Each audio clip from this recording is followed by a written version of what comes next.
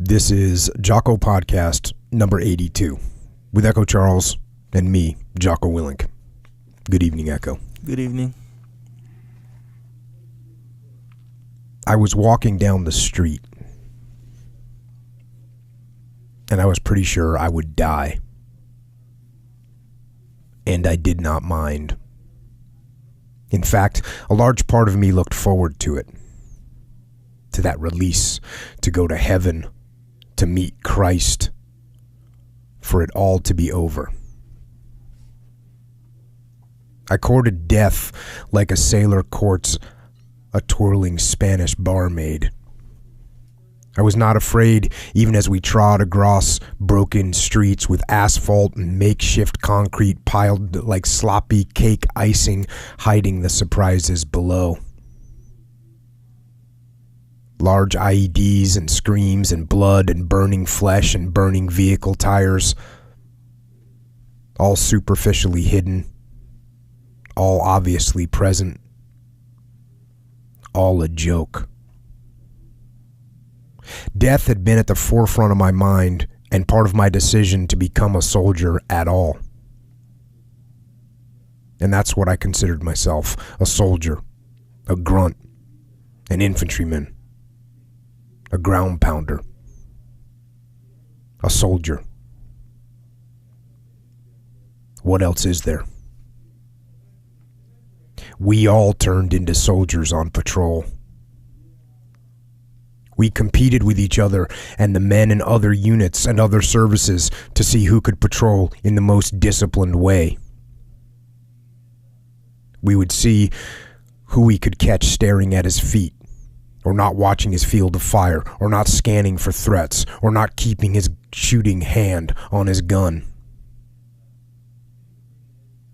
And when the shooting did start, we would watch to see who would panic and who would cower.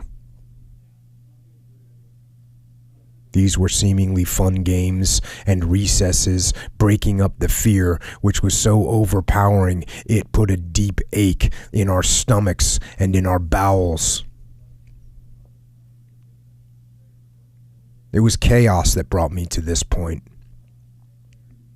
Wild music as a young boy, Slayer, Metallica in their prime, Venom, Motorhead. Heavy alcohol use by age 10. Drug use by age 11. Late night punk concerts and mosh pits where I nearly lost my front tooth at age 12 as it dug deeply into a punk's shaved head. I was tall for my age and people treated me like an adult. They tried to bring me into their filth. Junkies, perverts, degenerates. An evil world. Burning. So much so that war was a dream come true. It seemed as if now I could fight back against the depravity and evil that tried to engulf me. And I held that quiet hope. That unspoken hope that maybe I could die in war, doing something heroic like they trained us to do. Maybe this God-forsaken and worthless life could be over. This gauntlet. And so the IED-laden roads attempting to scare me and us were a joke. And I did not care about it. About the setup, about the punchline. I just wanted enemy contact and I wanted to smell the blood of particles floating through the afternoon air. And the screams of the dying. That is what I wanted. It seemed so beautiful. My mind had romanticized it all. But what we got wasn't so romantic and wasn't so beautiful. Most of the screams I heard were the screams of my countrymen as they bled, or the screams of innocents who were in the wrong place at the wrong time. I watched the funerals of men we shot going right past us. The children crying. The wives glaring as they damned us with ancient Babylonian curses that would try to follow me back to my home in satanic nightmares where I could not escape them.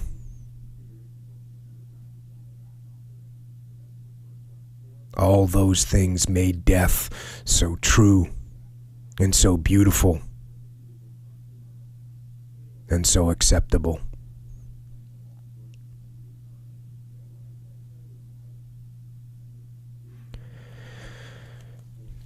Now, those words were written by someone that I served with in Ramadi in 2006, and he sent them to me the other day after we talked, and I asked him to write down what he thought about. And he was walking down the street in Ramadi, and obviously what he wrote about, it revealed so much of the incredible spectrum of emotions and thoughts that run through our heads.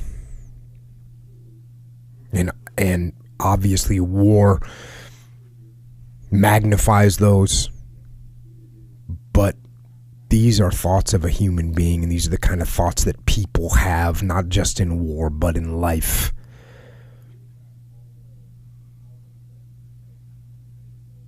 The struggles.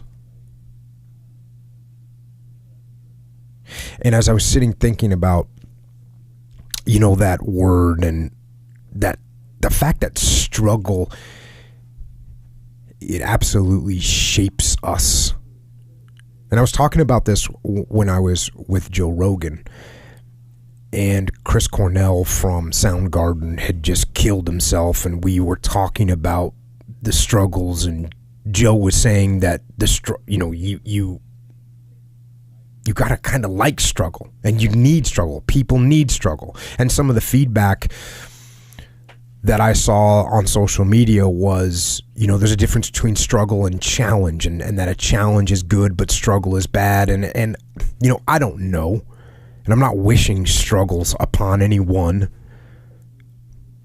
I'm no guru, but I do know that struggle and strife shapes us. It shapes us. There's no doubt. And as I was thinking about this, I started thinking about a bunch of different books that I've read in the past. And one of them is a book called And We Go On. And it was written by a guy named Will R. Bird, who's from Nova Scotia, Canada. And he was a soldier in the Canadian Army in World War I. And he'd enlisted in the Army to replace his brother. So his brother had been killed in battle, and he said, okay, I need to enlist now. And at first he couldn't enlist because he had bad teeth. And then as more and more guys got killed, they loosened the standards and they allowed him in, even with his bad teeth. And the book is very different. And we're not going to go through the whole book today, but what makes the book different is he talks about like the supernatural. And he wrote another book, as a matter of fact, which is called Ghosts Have Warm Hands. And so this kind of supernatural world is something that he spends some pretty decent amount of time on. And in the beginning of the book, one of the things that he says is the trench at 0 hour was a crucible that dissolved all insincerity and the superficial. And you can clearly imagine that these guys getting ready to go over the top. I mean, what else matters at that point? Everything that's not true is everything that is not sincere just means nothing at that point. And I'm going to go to the book here for a minute. And here's one of the things he said about sort of, again, I've just started thinking about the psychological side of what people are going through. So here we go to the book. This story is an effort to reveal a side of war that has not been given much attention, the psychic effect it had on its participants. There existed before all battles, and even in the calms of the trench routine, a condition before which all natural explanations failed and no supernatural explanations were established. Every human emotion ran its full gamut in that land of topsy-turvy and prolonged intensity of feeling wrought strange psychological changes which warped the soul itself. Never on earth was there a place where a man's support, often his sole support, was his faith in some mighty power. All intervening thoughts were swept aside. Unconsciously, there were born faiths that men carried through critical moments, and tortured minds grasped fantasies that served in place of more solid creeds.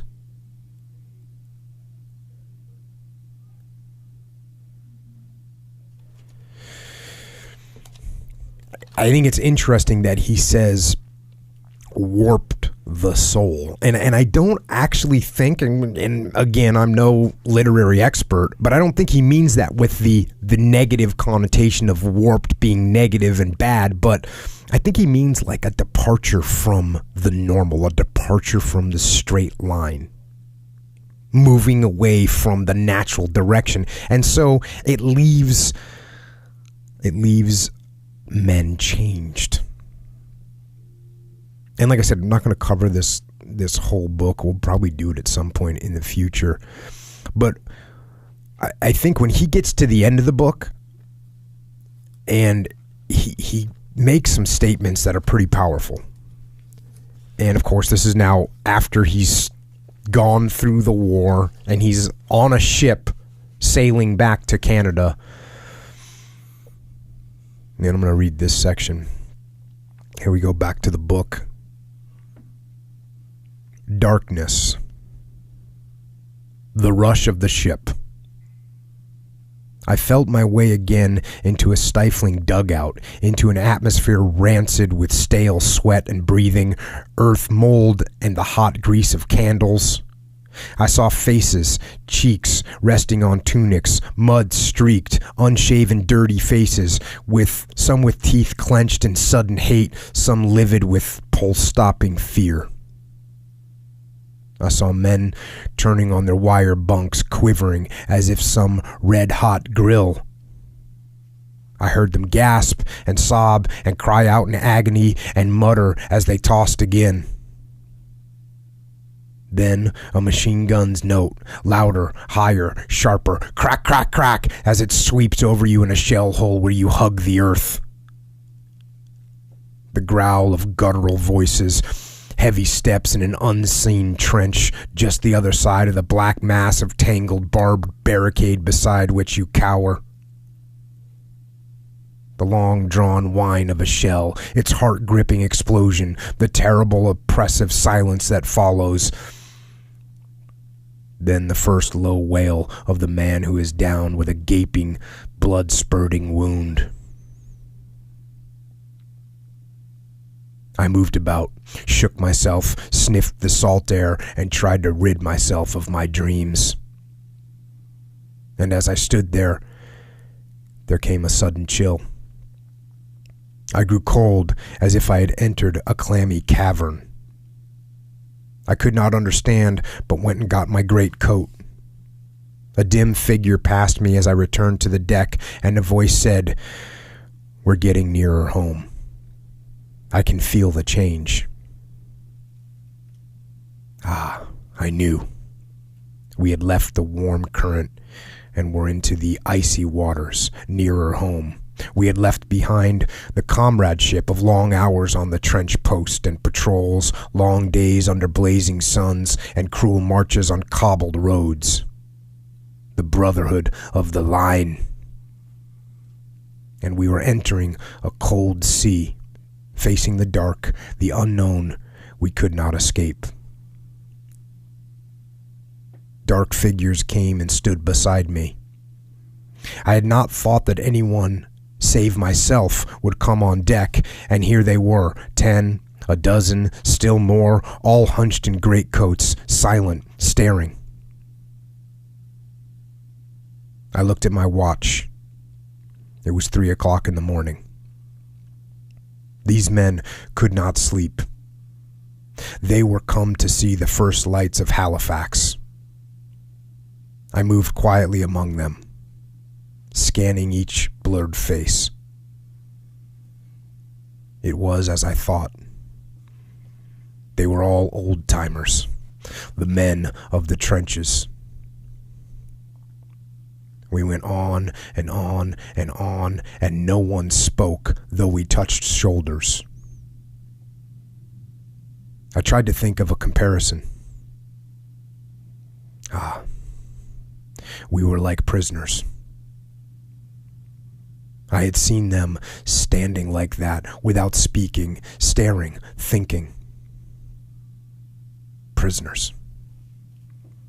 We were prisoners, prisoners who could never escape. I had been trying to imagine how I would express my feelings when I got home. And now I knew I never could. None of us could. We could no more make ourselves articulate than could those who would not return. We were in a world apart, prisoners, in chains that would never loosen till death freed us.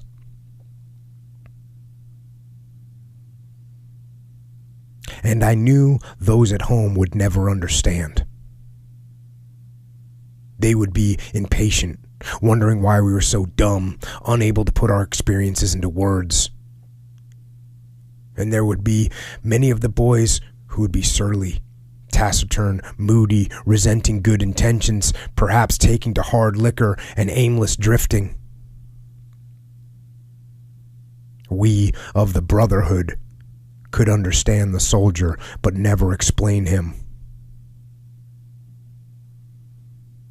All of us would remain a separate, definite people, as if branded by some monstrous despotism.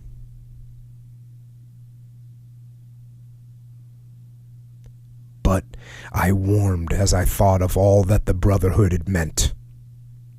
The sharing of blankets and bread and hardships, the binding of each other's wounds, the talks we had of intimate things, of the dogged simple faith that men had showed, flashes of their inner selves that strengthened one's own soul. Perhaps when my bitterness passed, when I had got back to normal self, to loved ones tried hard by years of waiting, I would find that despite that horror, which I could never forget, I had equalizing treasure in memories I could use, like Jacob's ladder, to get high enough to see that even war itself could never be the whole of life.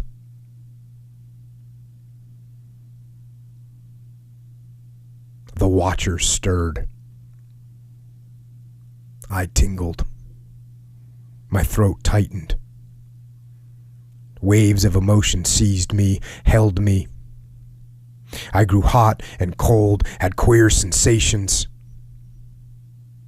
Every man had tensed, craned forward, yet no one spoke.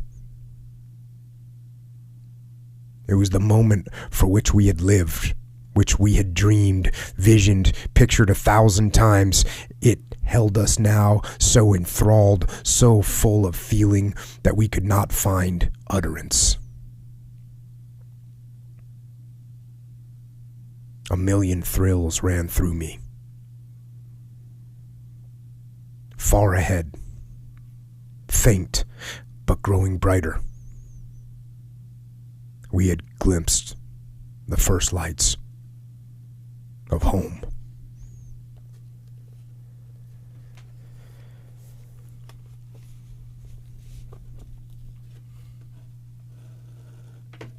And that line,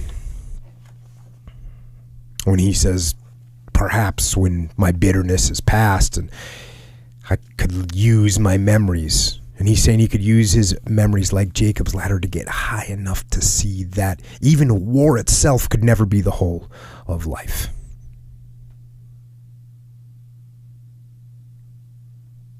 And those are the struggles he's talking about. Those are the hardships. And this change in his mindset to not let those drag him down, but to use those to climb up.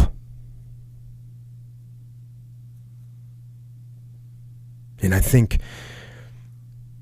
we lose track of that sometimes. And all we see is the trench. And we get stuck in the trench. And I think it's interesting that these men, literally and metaphorically speaking, these men were in trenches, but they were able to rise out of these trenches of unimaginable suffering. And I think to myself, if they are able to rise out of those hellish trenches,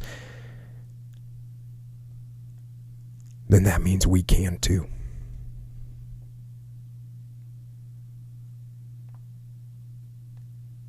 We can too. And again, this thing that my buddy had sent me, it just got me thinking about that psychological turmoil of war.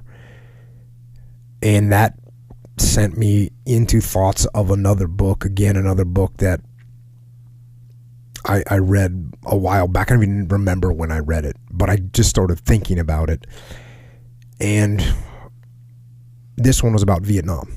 And it's a classic. It's called A Rumor of War, and again, we'll absolutely cover this book on the podcast in detail at some point, but I'm kind of just was on this literary tour mode. And the psyche, I think, is just a good view of the psyche that people have in war, which again reflects life. And there's a section in this book where Phil Caputo is assigned to a rear echelon unit. He's in the rear, and he's a lieutenant in the Marine Corps. He's in the rear, and I think he's in a regimental command post or something, but he's not fighting. And here's what he thinks of that going to the book. In the middle of November, at my own request, I was transferred to a line company in 1st Battalion.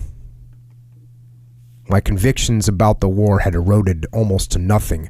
I had no illusions, but I had volunteered for a line company anyway.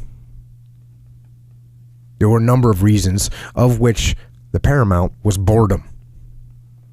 There was nothing for me to do but count casualties. I felt useless and a little guilty about living in relative safety while other men risked their lives. I cannot deny that the front still held fascination for me. The rights or wrongs of the war aside, there was a magnetism about combat. You seemed to live more intensely under fire. Every sense was sharper, the mind worked clearer and faster. Perhaps it was the tension of opposites that made it so, an attraction balanced by revulsion. Hope that warred with dread. You found yourself on a precarious emotional edge, experiencing a headiness that no drink or drug could match. The fear of madness was another motive. The hallucination I had had in that day in the mess of seeing Mora and Harrison prefigured in death had become a constant waking nightmare. I had begun to see almost everyone as they would look in death, including myself. Shaving in the mirror in the morning, I could see myself dead. And there were moments when I not only saw my own corpse, but other people looking at it. I saw life going on without me. The sensation of not being anymore came over me at night, just before falling asleep. Sometimes it made me laugh inside. I could not take myself seriously when I could already see my own death, nor, seeing their deaths as well, could I take others seriously. We were all the victims of a great practical joke played on us by God or nature.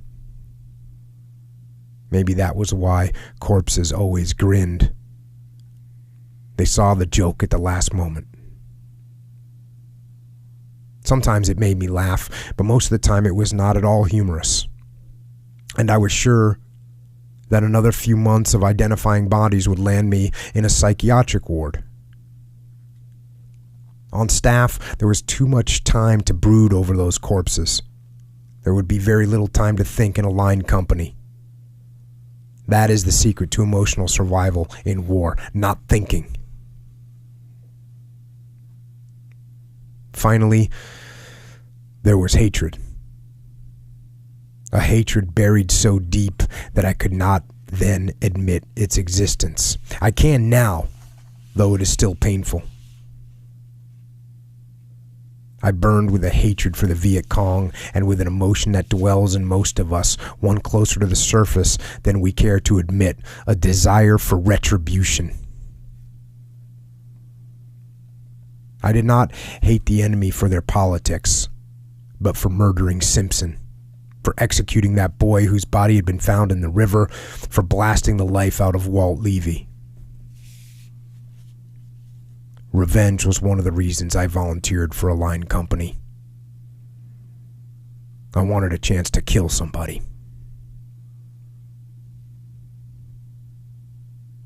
And you could see even in that, comparing that with the first piece of things being a joke and how you just get to this point where things just become a joke. How can you take anything seriously when you don't even know what's going to happen and if you're going to live? How much meaning does life have if you're not going to live it?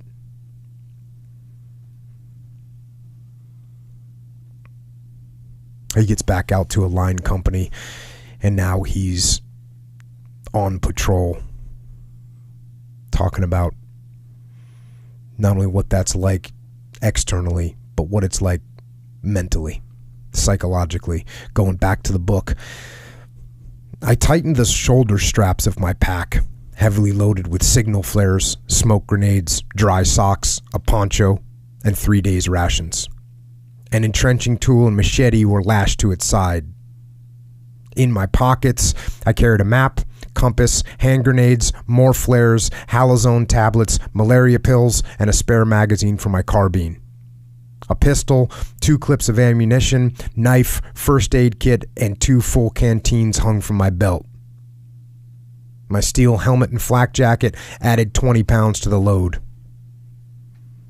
The gear probably weighed over 40 pounds altogether, but I felt a wonderful, soaring lightness in my limbs.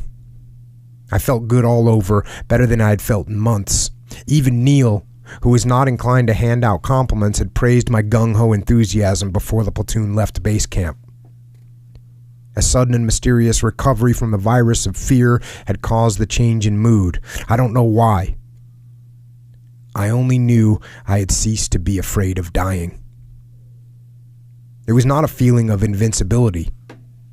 Indifference, rather.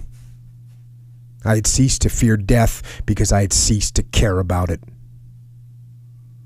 Certainly, I had no illusions that my death, if it came, would be a sacrifice. It would merely be a death, and not a good one either. A good death involved a certain amount of choice, ritual, and style. There were no good deaths in the war. But the manner of dying no longer mattered. I didn't care how death came, so long as it came quickly and painlessly. I would die as casually as a beetle is crushed under a boot heel. And perhaps it was this recognition of my insect-like pettiness that had made me stop caring. I was a beetle. We were all beetles, scratching for survival in the wilderness. Those who had lost the struggle had not changed anything by dying. The deaths of Levi, Simpson, Sullivan, and the others had not made any difference. Thousands of people died each week in the war, and the sum of all their deaths did not make any difference. The war went on without them. And as it went on without them, so would it go on without me. My death would not alter a thing. Walking down the trail, I could not remember having felt an emotion more sublime or liberating than that indifference toward my own death.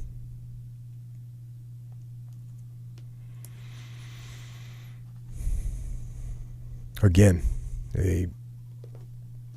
a common thought pattern is this feeling of, hey, I'm in hell, and one thing that's going to set me free is death. And once I overcome that just allows me to go and do what I'm supposed to do. And I'm just going to fast forward once again, kind of like with the Will Bird, going to the end where Caputo kind of wraps up what he's going to bring home from the war. And at this point, he's obviously survived the enemy. He'd survived a court-martial because he'd gotten in some trouble. There was some bad things that happened while he was in charge. There was, cases against him. And he kind of got out of that situation, and now he is heading home. Going back to the book, we stood waiting in the sun at the edge of the runway. There were about 150 of us, and we watched as a replacement draft filed off the big transport plane. They fell into formation and tried to ignore the dusty, tanned, ragged-looking men who jeered them. The replacements looked strangely young, far younger than we, and awkward and bewildered by this scorched land to which an indifferent government had sent them. I did not join in the mockery. I felt sorry for those children, knowing that they would all grow old in this land of endless dying. I pitied them, knowing that out of every 10, one would die. 2 more would be maimed for life. Another 2 would be less seriously wounded and sent out to fight again. And all the rest would be wounded in other, more hidden ways. The replacements were marched off toward the convoy that awaited to carry them to their assigned units and their assigned fates. None of them looked at us. They marched away. Shouldering our sea bags, we climbed up the ramp into the plane we had all dreamed about, the grand mythological freedom bird. A joyous shout went up as the transport lurched off the runway and climbed into the placid sky. Below lay the rice paddies and the green folded hills where we had all lost our friends and our youth.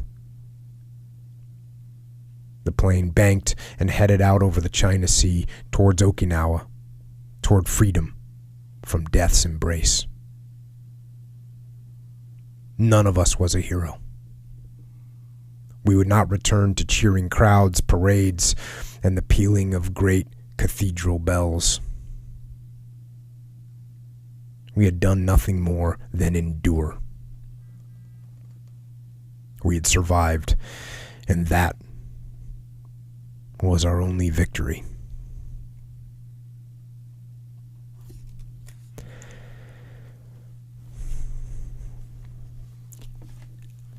And I think that is important for us to remember.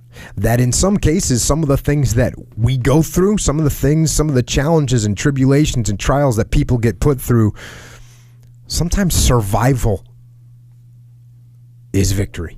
And all you can do is survive and make it through a situation that you're in.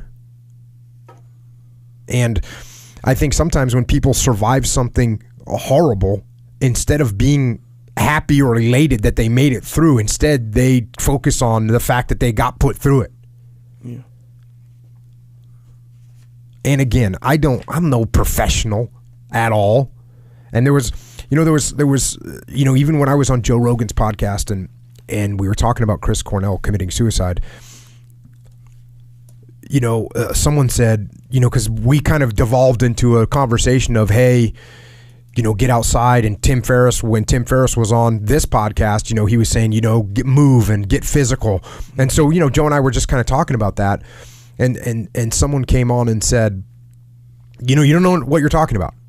It's you're lucky to survive something like this. It's horrible. And I kind of said, man, I know I'm not saying that. And literally I re-listened to Joe and I talking, and both of us, what we were saying was, over and over again, I don't understand this. I don't comprehend it.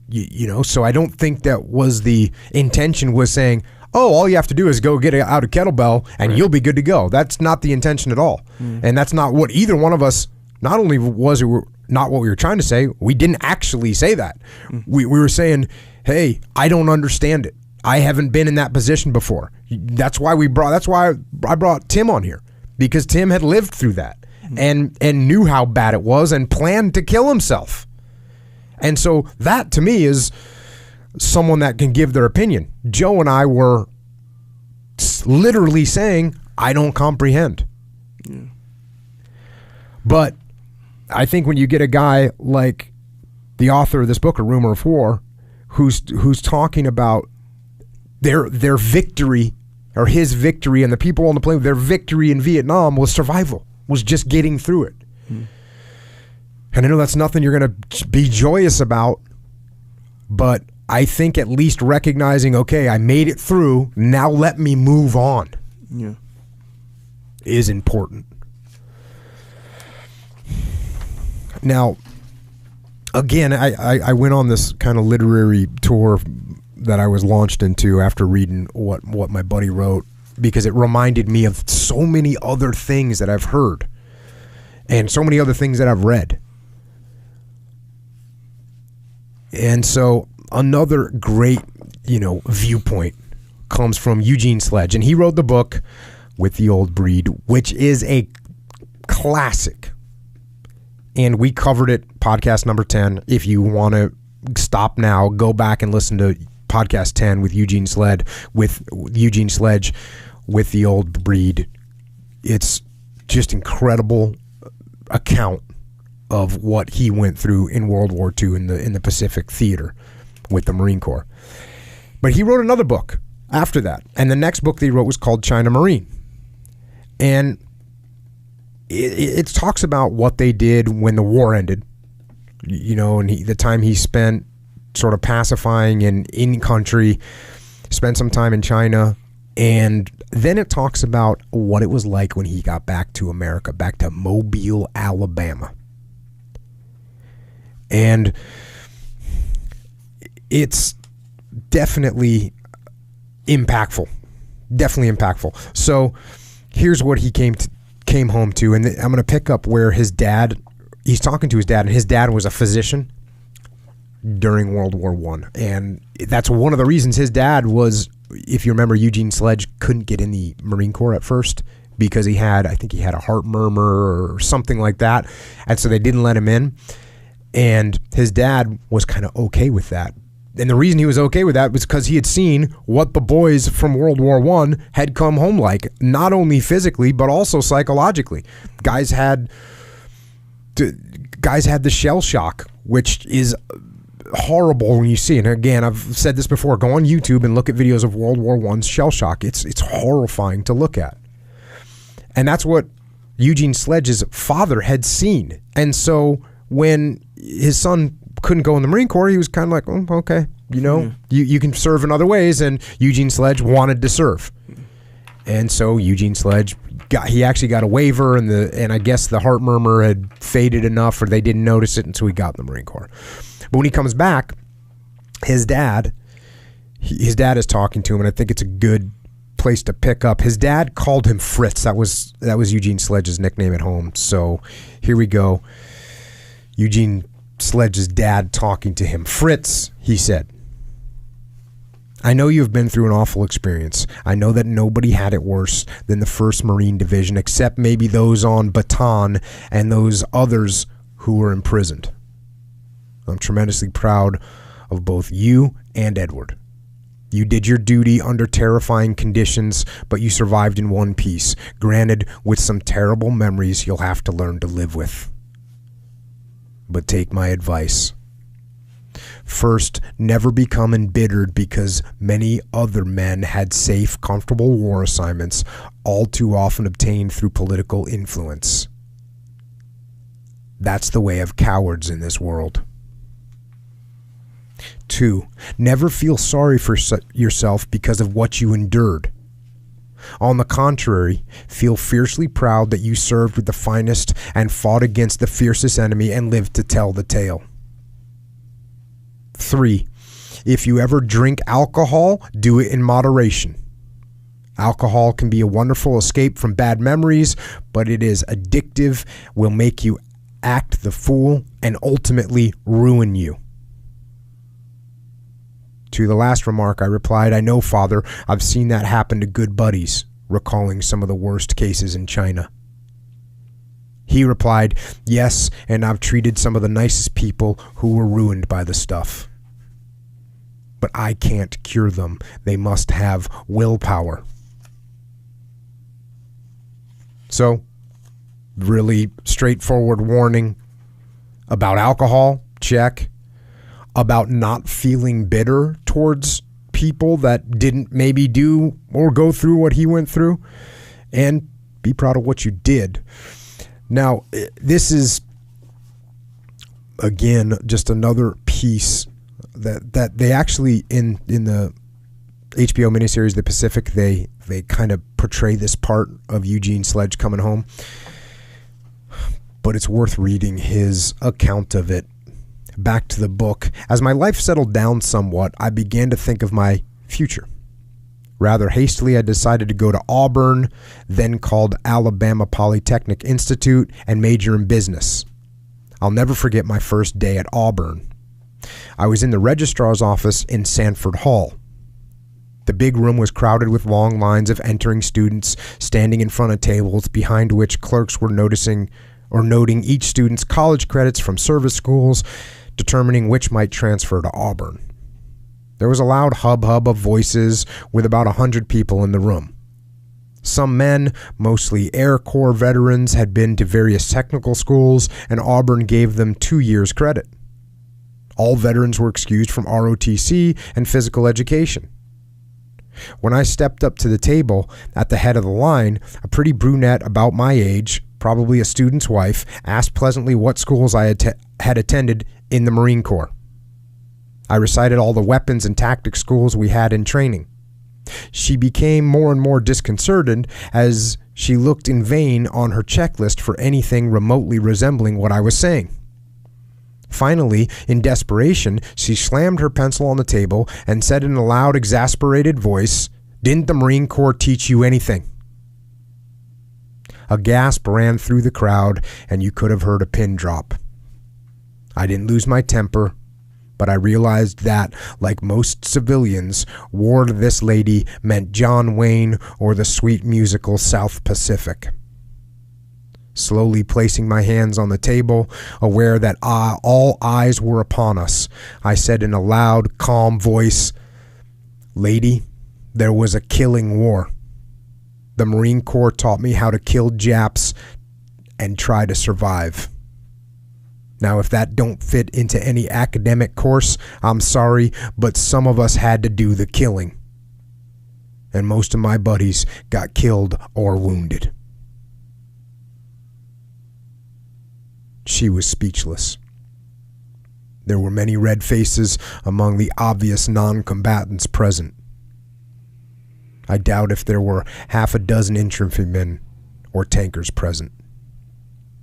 She recovered her composure, looked me in the eye, and said, "I'm so sorry. I apologize. I didn't understand." I told her she was very kind and I did not mean to upset her. "You didn't," she said. "You made me think." So I got credit for ROTC and PE, and the room returned to normal. The young lady wished me a long and happy life. I thanked her and left. I felt like some sort of an alien, and I realized that this sort of thing would confront me the rest of my days. The war had been so momentous to me, I couldn't imagine anyone not sharing that view or appreciating the hell I had suffered. In fact, I was totally unprepared for how rapidly most Americans who did not experience combat would forget about the war, the evils we faced, and how incredibly tough it had been for us to defeat the Japanese and the Nazis. I didn't realize how swiftly most Americans would once again take their freedom for granted.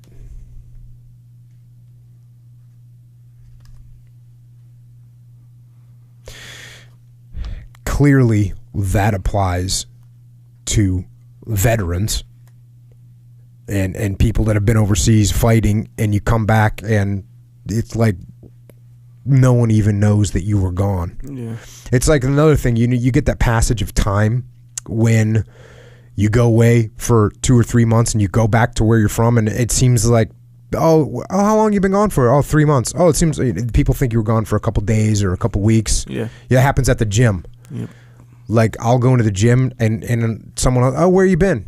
You know, I think I haven't seen him in a week. And he says, "Oh, I tore my ACL. I've been gone for 8 months. Mm-hmm. You know, it's one of those moments, and that happens with war too. Guys go away, they come back, time just went by. Mm-hmm.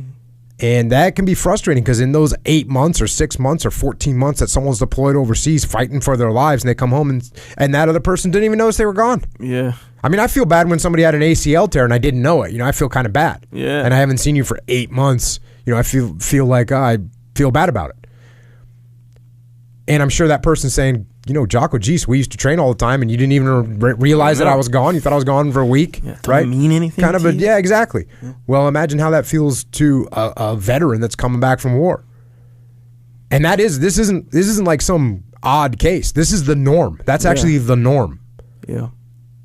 I mean, it's different for the direct family that's waiting for the individual to come home. Then those 6-month deployments or 14 months deployments seem like an eternity. Yeah.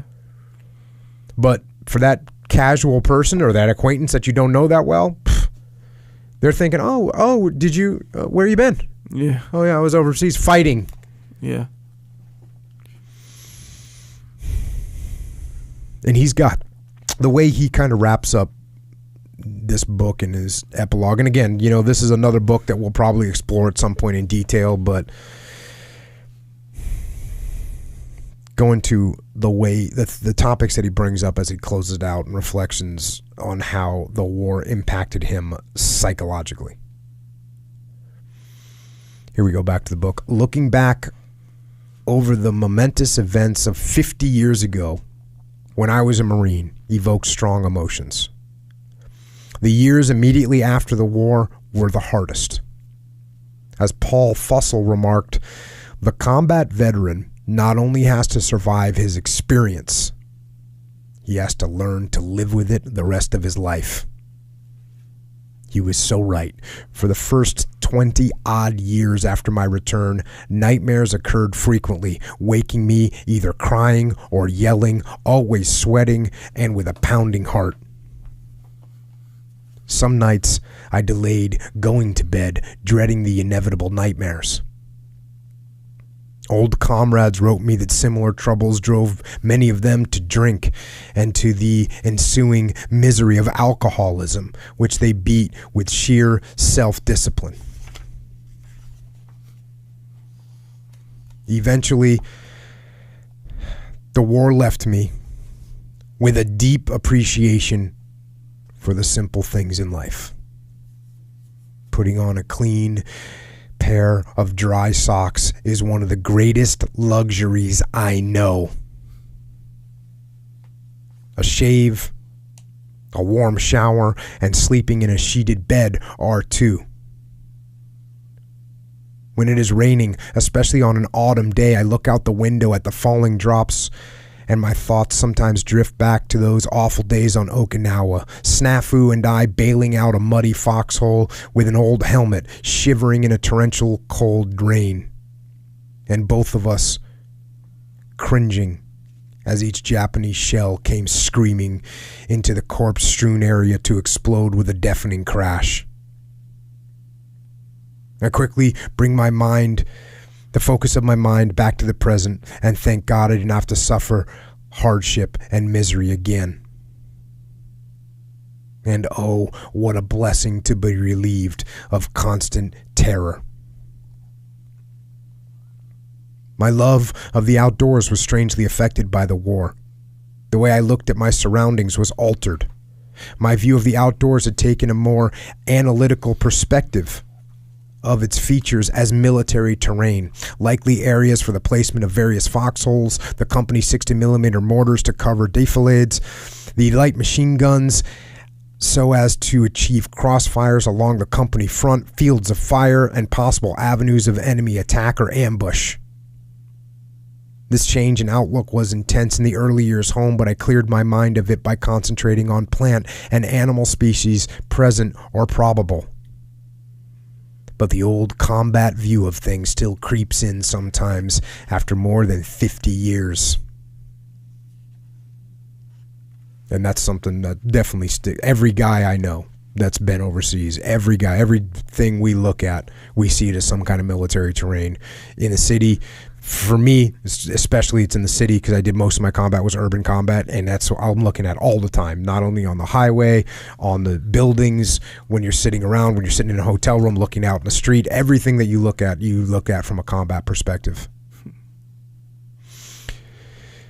Now, he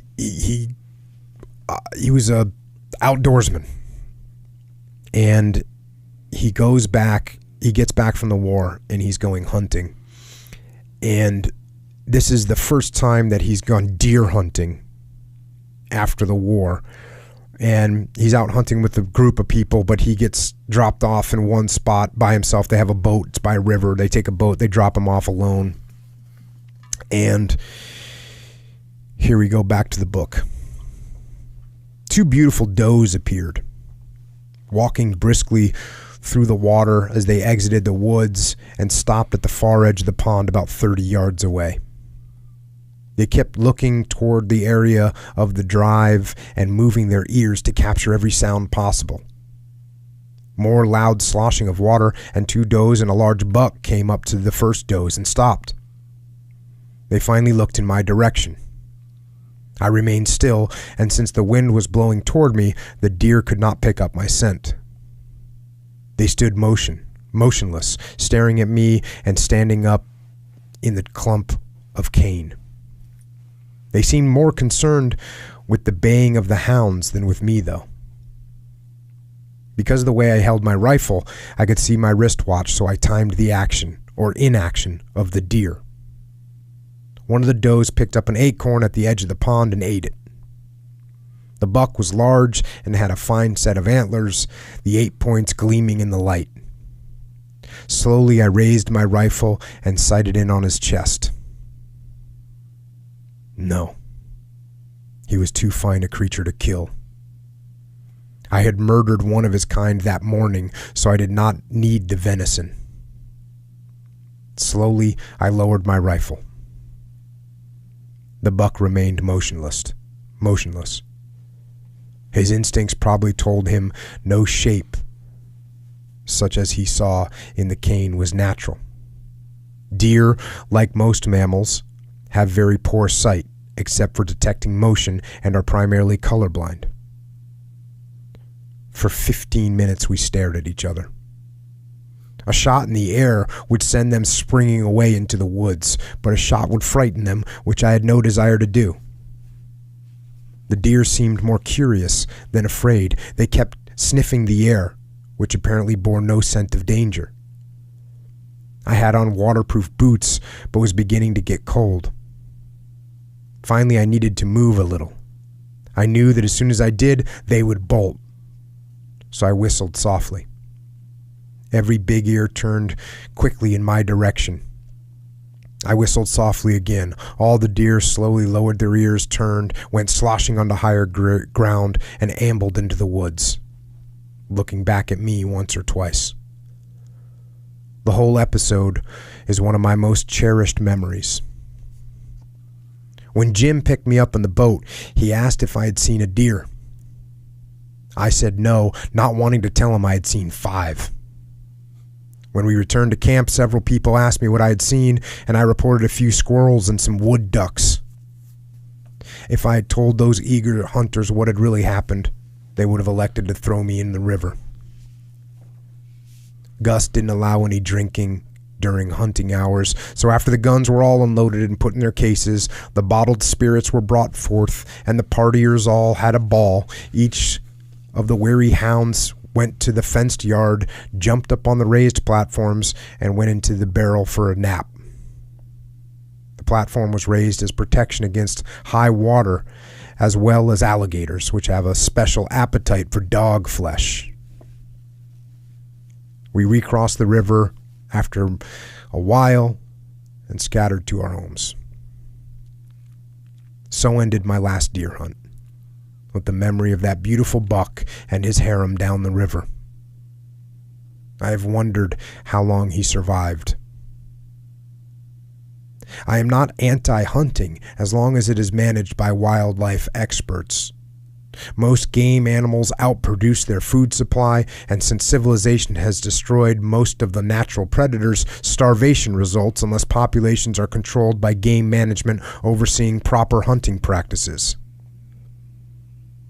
But the terrified eyes of that spike buck I shot are something I'd like to forget. I have felt the same terror when being shot at, so hunting is not for me. World War II gave me a convenient measuring stick for duty, courage, terror, friendship, patience, horror, endurance, compassion, discomfort, grief, and pain that has remained with me daily. The English poet Robert Graves said World War I affected him in much the same way. Anyone who has not suffered the prolonged fear and limitless fatigue that was the combat infantryman's lot might find this difficult to comprehend. Over 50 years later, I look back on the war as though it were some giant killing machine into which we were thrown to endure fear to the brink of insanity. Some fell over the brink, and physical fatigue to near collapse. Those who survived unhurt will never forget and cannot forget the many friends lost in their prime and the many articles of civilization they ruthlessly destroyed. As I look back, some facts are quite clear. Japan's sneak bombing of Pearl Harbor destroyed many American lives, ships, and planes. We had no choice but to destroy Imperial Japan. The A-bomb ended that war. It saved millions of American lives by preventing a murderous invasion of Japan and the probable destruction of a suicidal Japanese population. The Japanese soldier was a bloodthirsty foe imbued with the code of Bushido. If we had not defeated an army that thought it was unbeatable, who knows how many American cities might have shared the horrid rape of Nanking. In looking back, I'm still amazed I escaped the killing machine. Why I never fell killed or wounded in that storm of steel thrown at us countless times still astonishes me. I'm proud of the number of the enemy I fired on and hit with my mortar, rifle, or Tommy gun, and regret the ones I missed. There is no mellowing for me. That would be to forgive all the atrocities the Japanese committed against millions of Asians and thousands of Americans. To mellow is to forget.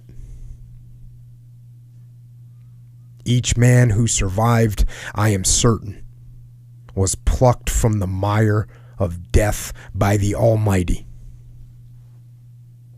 And in this, I feel humble and grateful. Socrates said, "Know thyself." I do. The war taught me.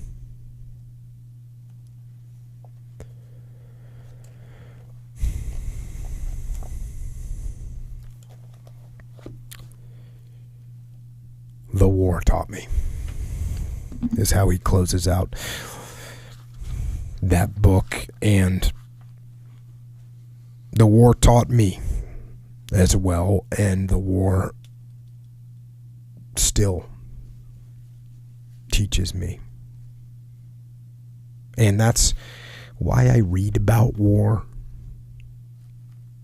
and why I talk about war, and that's why so much of this podcast is about war, because war can teach us. But it's not only war that teaches us. Life teaches us.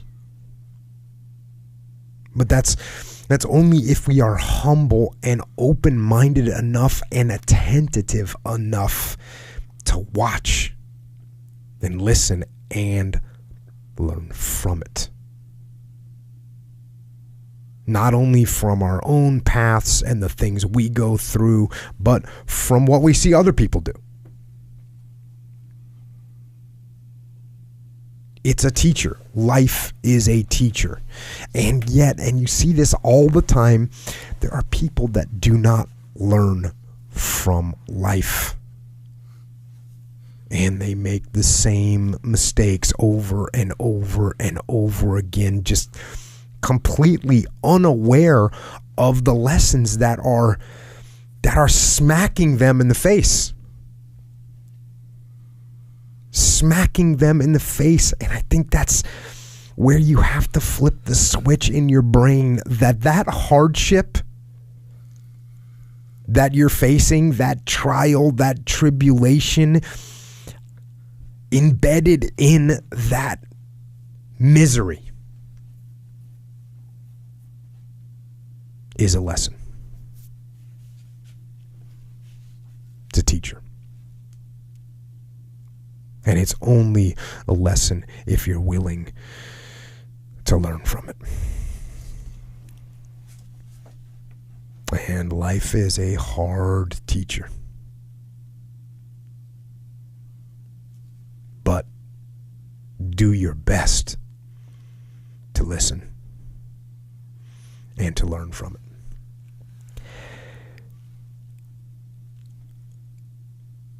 And, speaking of learning, I last Facebook Live got some good questions. Mm-hmm. And I know it's a little rough transition. No, man. But so good. It's just kind of going through all those different people's books, and you can see what war did to them, and you can see the similarities with all of them, that human beings put in really stressful situations, human beings put in life, they have similar outcomes, right? I mean, there's commonalities in it. And I think the more we look for those commonalities, and the more individual me, the more I look for these commonalities in different people's experiences, the better off I'm going to be, right? The more I'm going to be able to understand what's happening to the world around me, or to the people around me. Yeah. And that's one thing that I think is really important is seeing, when you start talking about the life lessons hitting you in the face, it's always hard. If you're the person that's getting hit, even though you're the person that stands to gain the most from understanding what's going on around you, you're also the person that has the hardest time recognizing it. It's just like when you're sitting outside of an MMA match or an MMA fight, and you as the coach, as the cornerman, you can see what's happening. And the guy that's getting punched in the face, a lot of times they don't see what's hitting them. And they don't think of it as a lesson. They're not taking anything positive away from it. They're getting punched in the face. Yeah. And it's not until someone says, "Hey, the guy's hitting you with a left hook. You're dropping your hands or whatever," so that the person can make a correction. They're not learning from it. They're getting hit, and that's what happens to a lot of us in life. Is we're getting punched in the face, and we don't recognize.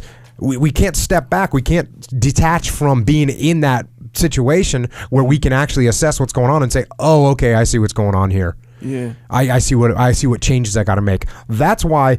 And then what happens is, this is what happens. What happens is you say, "Oh, Echo, I see you're going through some hard times." So I go up to you and say, "Hey, Echo, this is what you're doing. This is what you should change." And what happens? Big ego flare up from Echo. You don't know how I feel. You don't know how I feel. You don't know what's going on. You don't know what it's like. You don't know what it feels like getting punched in the face. Bro, I'm just trying to help you. You don't get it. So what we do, our instinct is to put up defenses even when somebody's trying to help us out.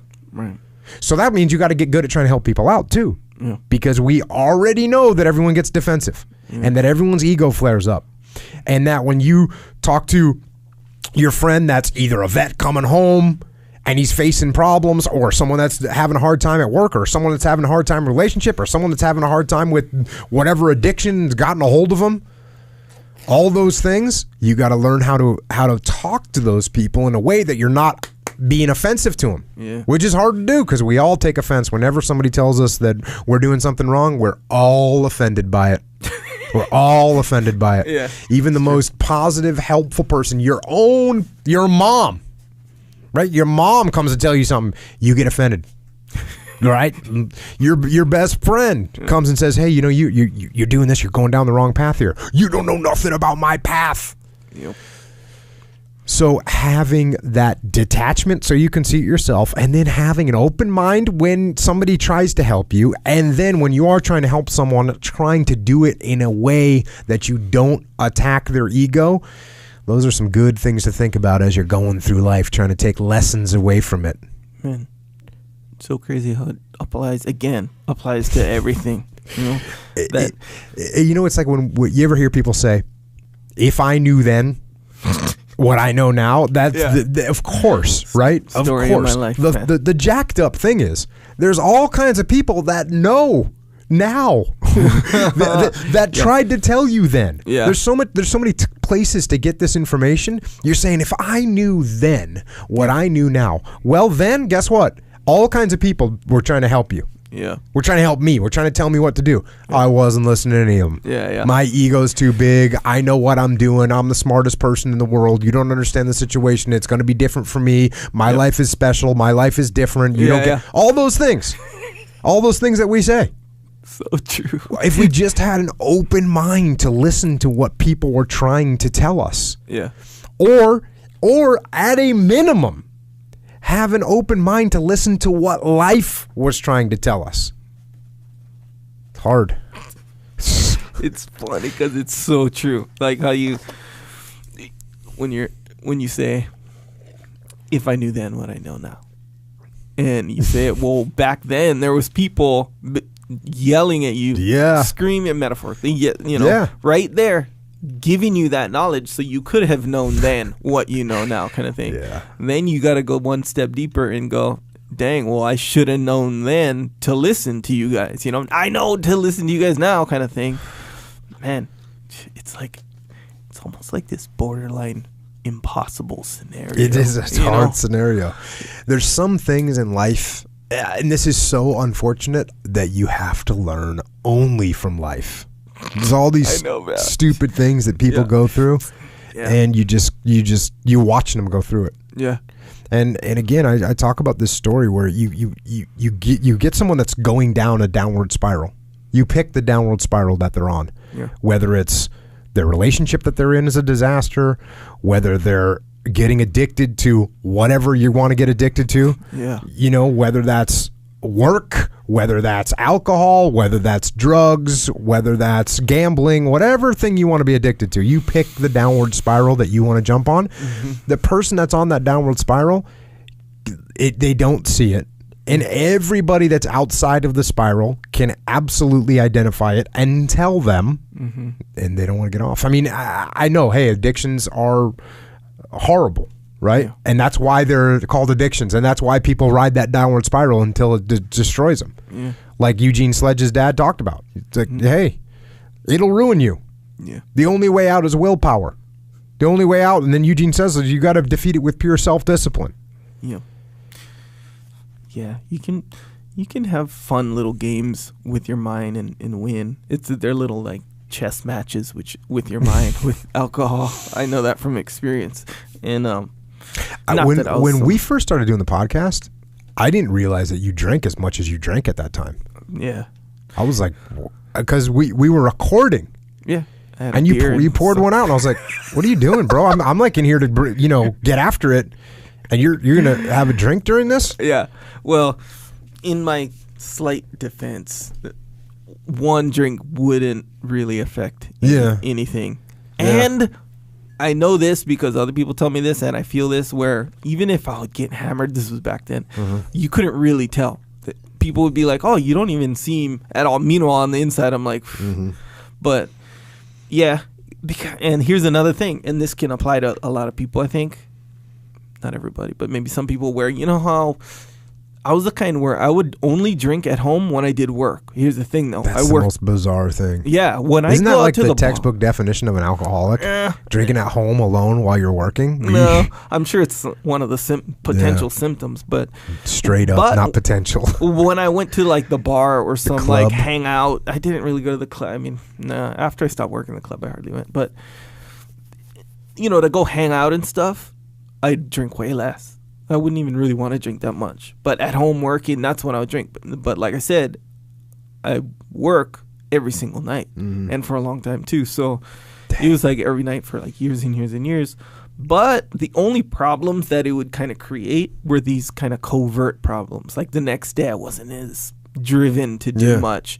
I'd work out, I'd go train, I'd do all the stuff that, I've been doing for whatever years, but like how you learn something new to bring, XYZ element of your life to the next level kind of thing, it would really get in the way of that. So you were kind of staying at level like 3. Yeah, but here's the thing, though. In certain ways, I was learning a lot, because you learn a lot when I work and stuff, when I do, all these programs and do video stuff, you learn a lot while you do it. So, man, I was learning and getting better at my stuff. So, in a way, the problems, like I said, weren't real obvious. Yeah.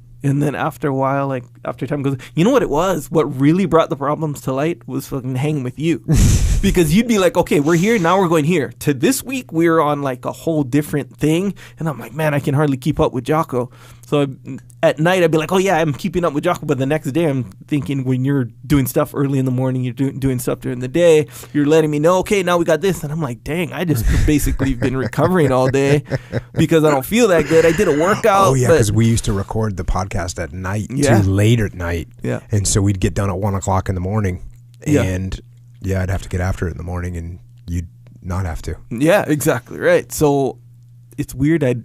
When you do that routine, you get this weird second. I think your body just gets ready to do work and stuff. You know how you do something over and over, your body just kind of just accommodates the schedule. So I was like, at night I'd do fine, but during the day I wouldn't want to do nothing. Meanwhile, you're doing all this stuff, and I was like, man. And not to mention all the things that we talked about. That I was like, oh, I got tricked by my brain. Mm-hmm. Meanwhile, at the expense of my whole life, aside from those, 4 The other hours thing that at sucks night. for you is that because the problems were covert, there wasn't any, I'm assuming, that there wasn't any external people trying to help you and be like, hey, Echo, you shouldn't drink at night, because you were still maintaining an acceptable standard of humanity. Yeah. So, and you're taking care of your wife, you're taking care of your young daughter, and so you're doing what you're responsible to do. What your responsibilities were being handled. They're just being handled at level 3, and level 3 was okay. Maybe people thought that was where you were at. You know, actually, and this may sound better, but this is worse. They were being held at essentially level 10. Everything everything I cared about was being handled. Everything, like to the really high level, like hanging with the kids, talking with them. So my wife would go to bed earlier than me. So then you'd save late working, drinking. I could still wake up. I'd be messed, not that like happy to be awake, but that would never show dealing with other people. And then there'd be times where if I was just too, and really I just felt tired. That's what it was. I didn't feel hungover. This is actually brings up a good point, is that I think a lot of times people spend, because they're achieving a minimum standard, or maybe even a medium standard. Yeah, I would say a solid standard in your case, from your perspective. To me, I was working. Yeah, you were working. You were getting your job done. Yeah, making taking good care money, of your family, and doing workouts, like good workouts during the day. But everything else, I was like, oh my gosh, I can't do this. But I bet there's always. So basically, if you're not looking at yourself with a critical eye, you can get by with a lot as a person, as a human being. If you're not looking at yourself with a critical eye, you are going to get. You're not going to reach your potential, because you're not going to push yourself as hard as you possibly can, which is, the MMA fighters. When I was training a lot of MMA fighters, I would tell them, listen, you can train without a coach, and you can train to, let's say you're super disciplined. You can get to like 84%. This is an interesting dichotomy. You can get to 84% of your max output of your pushing yourself. A coach is then going to take you to the next level, and he's going to get you to 98%. But this is what's interesting. The last 2% goes back on the individual. So let's say I'm training you for jiu-jitsu tournament. If you just trained yourself for the jiu-jitsu tournament, you'd get to 82% of your potential. Because you get to the last round and you look at you know what, I might get hurt this round, so I'm going to take it off. Or I might, you're going to make all those excuses. You're not going to hold the line, right?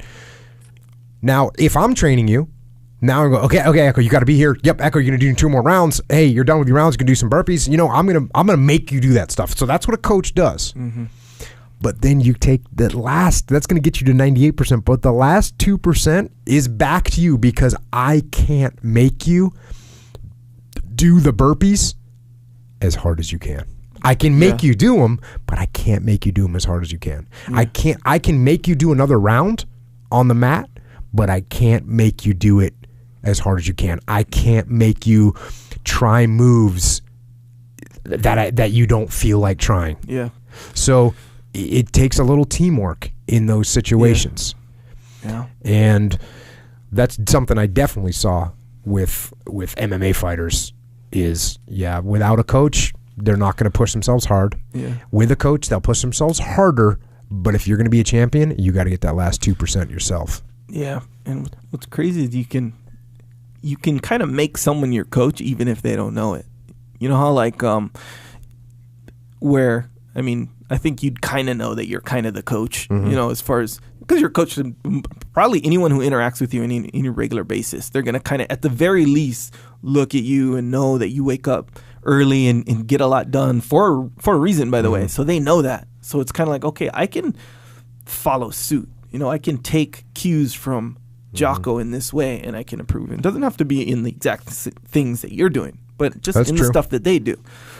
So I think if you actively do that, I'm speaking from a place of supreme luxury, by the way, in regards to this, where, I'm like, you're talking about it directly to me every single week. And I'm like, yes, sir. And I go back and try my best to apply it to my stuff. So, of course, but you can do that even if you watch someone on, I don't know, online or something, or you read it. You know how people do like blogs and stuff like that. You know, if you're like a subscriber to a specific blog and you really like, you know, to the way they do things or whatever, you can get that same effect in a smaller way, I think. But you can get that same effect. You can definitely. But you got to be like conscious of it though. And how you say, like, you have to have your own self, like, it's self-discipline for sure, but what did you say? You just said it. Self-awareness. Look at yourself with a critical eye. Yeah. You got to do that. And here's the opposite of that. In my opinion, and from what I've seen, the enemy of looking at yourself with a critical eye is being good at justifying stuff. Yeah. Especially, you know how they say smart people are dangerous in that way because they're really good at justifying. Because rationalizing something and justifying something is exactly what it is. It is exactly what that says. It's justifying it. Yeah. Are you justified in XYZ? And if you are, you are. So if you can justify something to yourself and you're good at it, it's okay. In your mind, it's literally okay. It's not a good situation to be in. It's very dangerous. Yes. It's very dangerous. Critical eye. Gotta be careful. Gotta use the critical eye. That's a good one. Let me write that down. Call yourself out. Yeah. If you want to reach your maximum potential and move from level 3 to at least level 8. Yeah, man. So what I was saying is that got some pretty good little rapid fire questions. You know, I didn't want to take a bunch of time on them, but I just want to at least address some of the questions that came on the Facebooky Live. Sure. I've got a stack of questions that have been coming in on Facebook and Twitter, and those two primarily is where the big questions come into. And I got a stack of those that we'll get around to in a Q&A at some point. And also a lot of questions that get asked right now, heard them before. So if you have a question, if you haven't listened to the podcast at this point, you might want to just go back and listen to the other podcast, because the question that you have about how many hours I sleep a night and what time I go to bed and, you know, those kind of things, they're in the podcast, and I'm not going to talk about them too much anymore. You could have like a you watch Jeopardy. There would have been something cool about stopping the podcast at number 25 and said, that's it. That's all you get. And just because we addressed a bunch of stuff and then just let it marinate for a while. Like that would be season 1. You know how they do that on that shows? Would have been a good idea. Yeah, we should have done that. We should have done season 1 and then paused and let people really have marinated that first season. And then season 2 comes. And boom. See? I like that. No, you wouldn't never let that happen. That's what I think. Well, it depends, because strategically, it's a good idea. It's a strategically good idea. Yeah. I think it is, because also you're going to let that stuff marinate, and then you're going to get good feedback on a bulk of work that people can then say, hey, this was a good area of topics that you discussed. Please readdress and hit the following concerns. Right. And so we could attack those concerns in such a manner. Yeah. I guess that's one way. Here, I think this is, I'm speaking selfishly here, but I think this is a big deal where even if you repeat yourself, even if you answer the same question, literally the same question over and over again, it's like, you know, when you go to school or college or whatever, and you get a review every week. Yeah, I think that. Yeah, it is. And jiu-jitsu is the best example for me. Is jiu-jitsu? Oh my gosh, I never absorb a move in the first try. Yeah, you got to teach it to me 12 different times. I learn 1/12 of it each time. And then 12 times later, I know the whole move. Perfect analogy. Yeah. If you Jocko's telling Echo, hey, don't complain. Like, don't complain. Problem solved. Who cares about how you feel? Care about the objective kind of thing. Yeah. If you told me that one time, even 2 times, I'd be like, cool, that sounds dope. Man, I need to do that. Yeah. And then next week, next month, 6 months later, do you think that's sticking with me? Maybe it resonated with me, maybe not. But no. Gotta build on it. Yeah. If you're saying it every week to the point where it's like, I don't even hear your words, I just know it as the concept is just in there. That's when, like, when I hear people complaining, that's a big red flag violation. Just sticks out like a sore thumb. Or if I see someone blaming someone, that's the reason it sticks out, because so back to this idea of having different seasons. If it was season 1, people would the recommendation was to go back and listen to them all again, so you'd get reiterated on the exact points. Yeah, that's good in theory, but it doesn't work like that. Okay. You know? I don't know. I don't know. Maybe what we do go I to 100, and then we do. That's season 1. Season 1 is 2 straight years of podcasts. Yeah, that could work. Because you know how. Because the concept's even and then we in take 1 2. week off, and then we start season 2. 1 whole week. Dang. I don't know. Anyway, I like the way you've been doing it, to be honest. This is my input. One guy. This is my input. Well, you do have 50% of the vote here. There you go. Apparently. Boom. All right. Well, let's get to these questions. Yeah. Like I said, these are quick questions. Yeah. These are like, yeah. I like them, though. Okay. First question. I'm going to read these just how they're listed, and then we'll go through, Yeah. Swimming and or running for BJJ conditioning? ? Yes, swimming and running are good for conditioning. I would recommend that you use sprints/interval training for both, and I think that's going to get you where you want to be.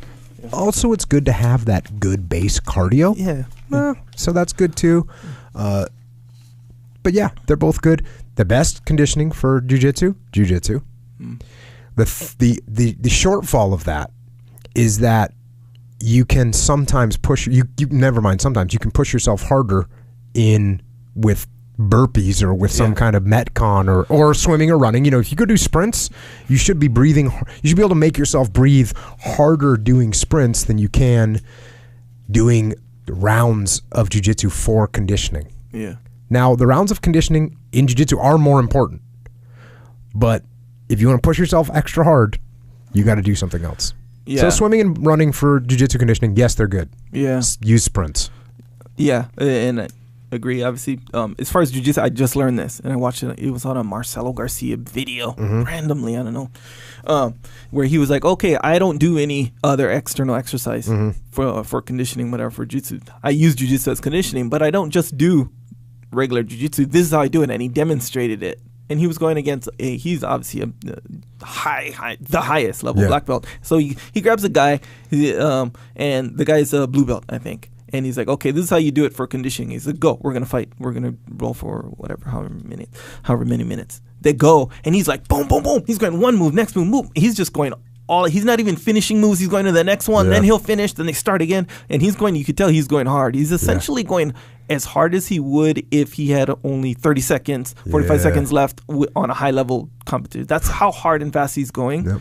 And he's like, okay, and he explains, your focus is going from move to move as fast and as hard as you can, and you're breathing and all this stuff. He goes, that's how you get conditioning with jiu-jitsu. And I was like, dang, man, that's good, because think about it. Just like how you said, when let's say you have 6 rounds to go in regular jiu-jitsu training. 6, it's so you're just focusing on doing your jiu-jitsu. And with jiu-jitsu is energy conservation, like all these things that are anti-conditioning, really. Yes, they are. So you can, get into good spots. Use efficient Let me take that one step even more granularly.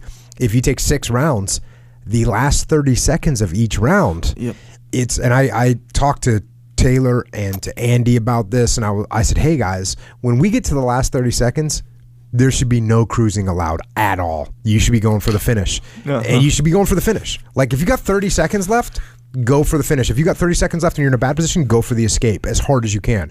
Burn yourself out. That's a huge difference between how you can just go into I'm guilty as charged, because like you said, part of jiu-jitsu is energy conservation. So for me, I'm really good at conserving energy. You can be cross-eyed mounted on me and you're not going to make it. And I know I'll be arrogant right now. If you mounted me or you got across the side on me and we had 1 minute left, you cannot submit me. You know what I mean? Like, you cannot submit me. I'm really good. I've had Dean Lister mounted and on side control for the last 22 years. Right? So I can defend myself well.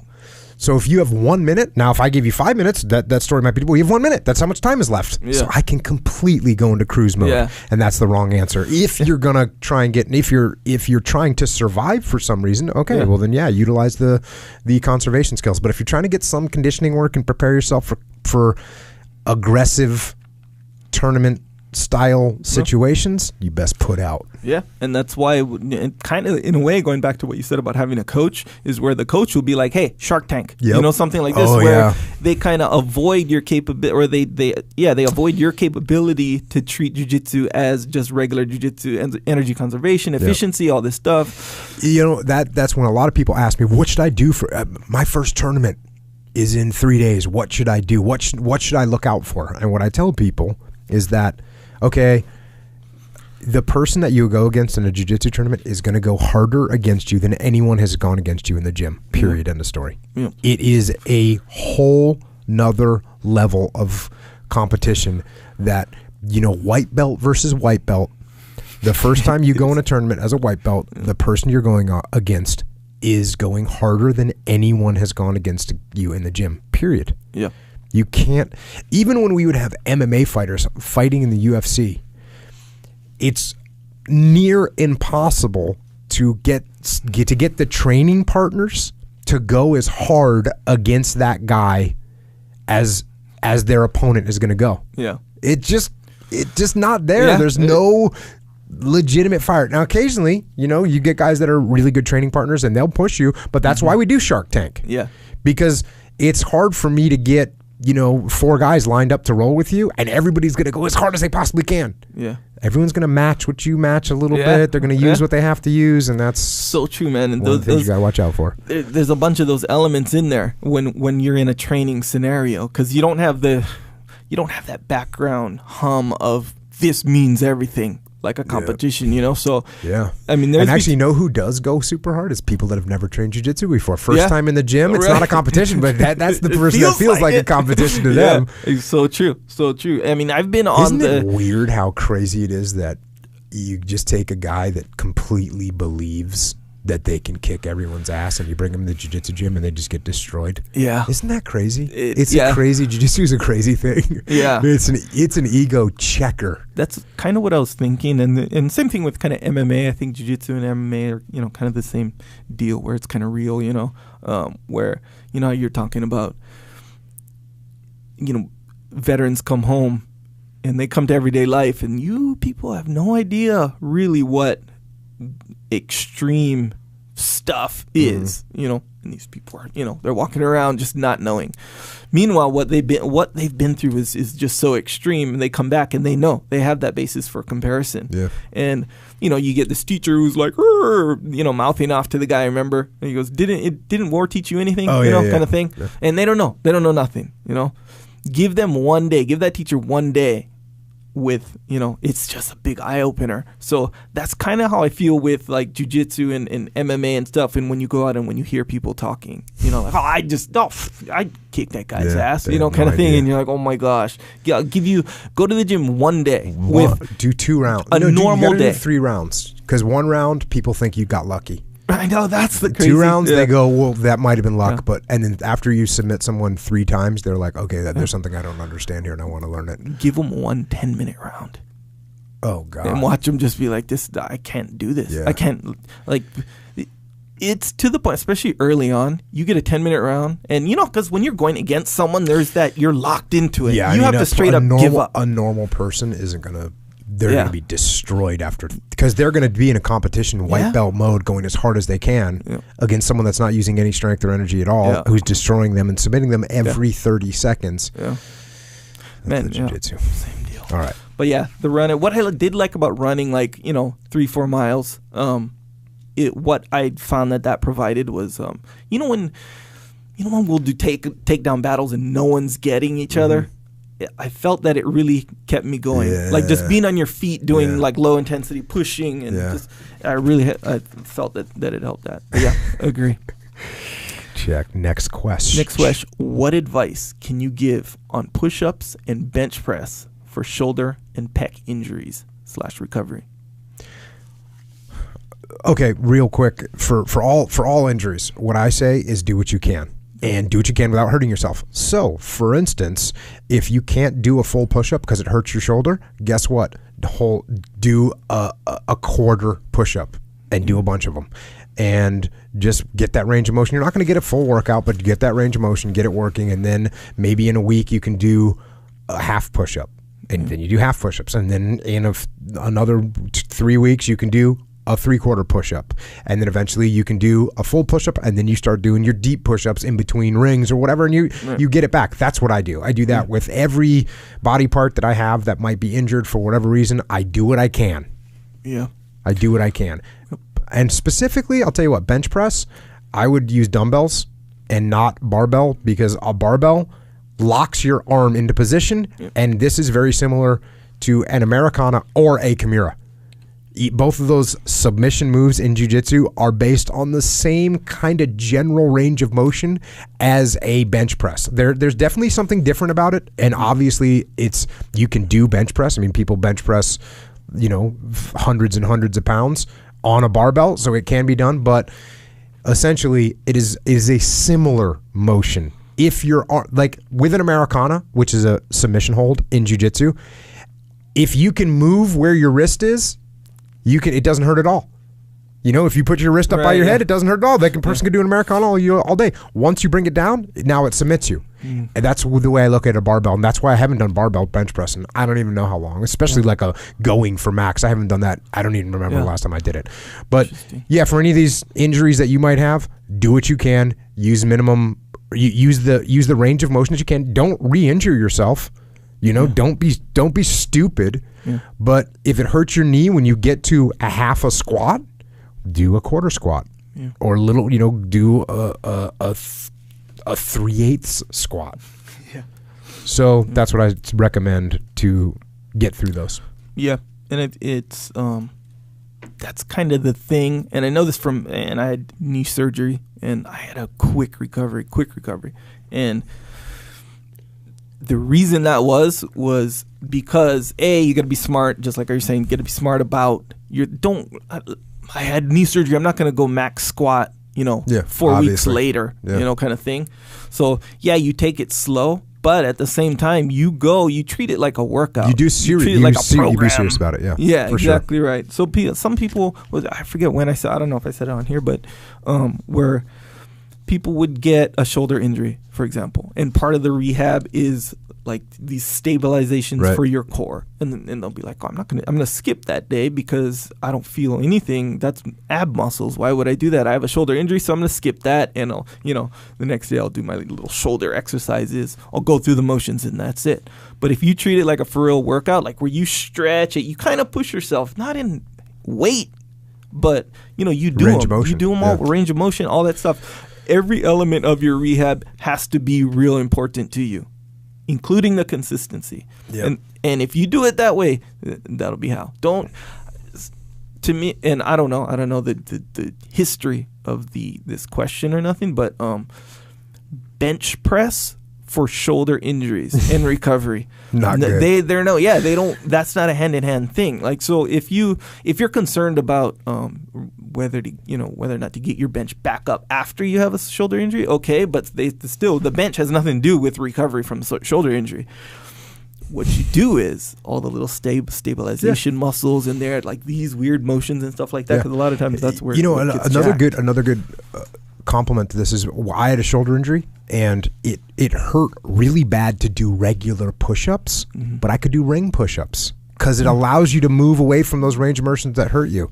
So that's good. But yeah, bench press for shoulders, not good. I had a new guy officer in Ramadi who had showed up during deployment, and he had a bad shoulder for something. He's like, "Hey sir, I was wondering if you give me any good, exercises I could do for my shoulder, which I have, a bad shoulder." And I was like, "Yeah, do muscle ups." And he kind of looked at me a little strange, and then later realized that I was having fun. That's a joke. Yeah, that's a joke. Luckily he didn't heed my advice at the time. Yeah, he just thought, "Wow, this guy's insane."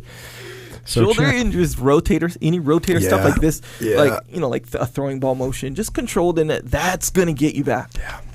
And you can recover them. You can recover from them. And that's the thing. And again, you have just treat those rehab, because there's nothing glamorous about No. that throwing motion, actually like a rotator cuff exercises. feel like there's a beast nothing when you're alpha. doing it. Exactly, right? Yeah, So people will be like, I'm not doing that. No, When I go in the I'm benching as the I'm doing some military press. Steel. Yeah, but if you do, Sarge like demonstrating. So I had a kind of an injured shoulder like from the day before, and Sarge was like, dang, Sarge demonstrates kind of heavy-handedly, and he rips my shoulder out, and I felt it pop out. I'm like, man, so now I can't lift anything above my head.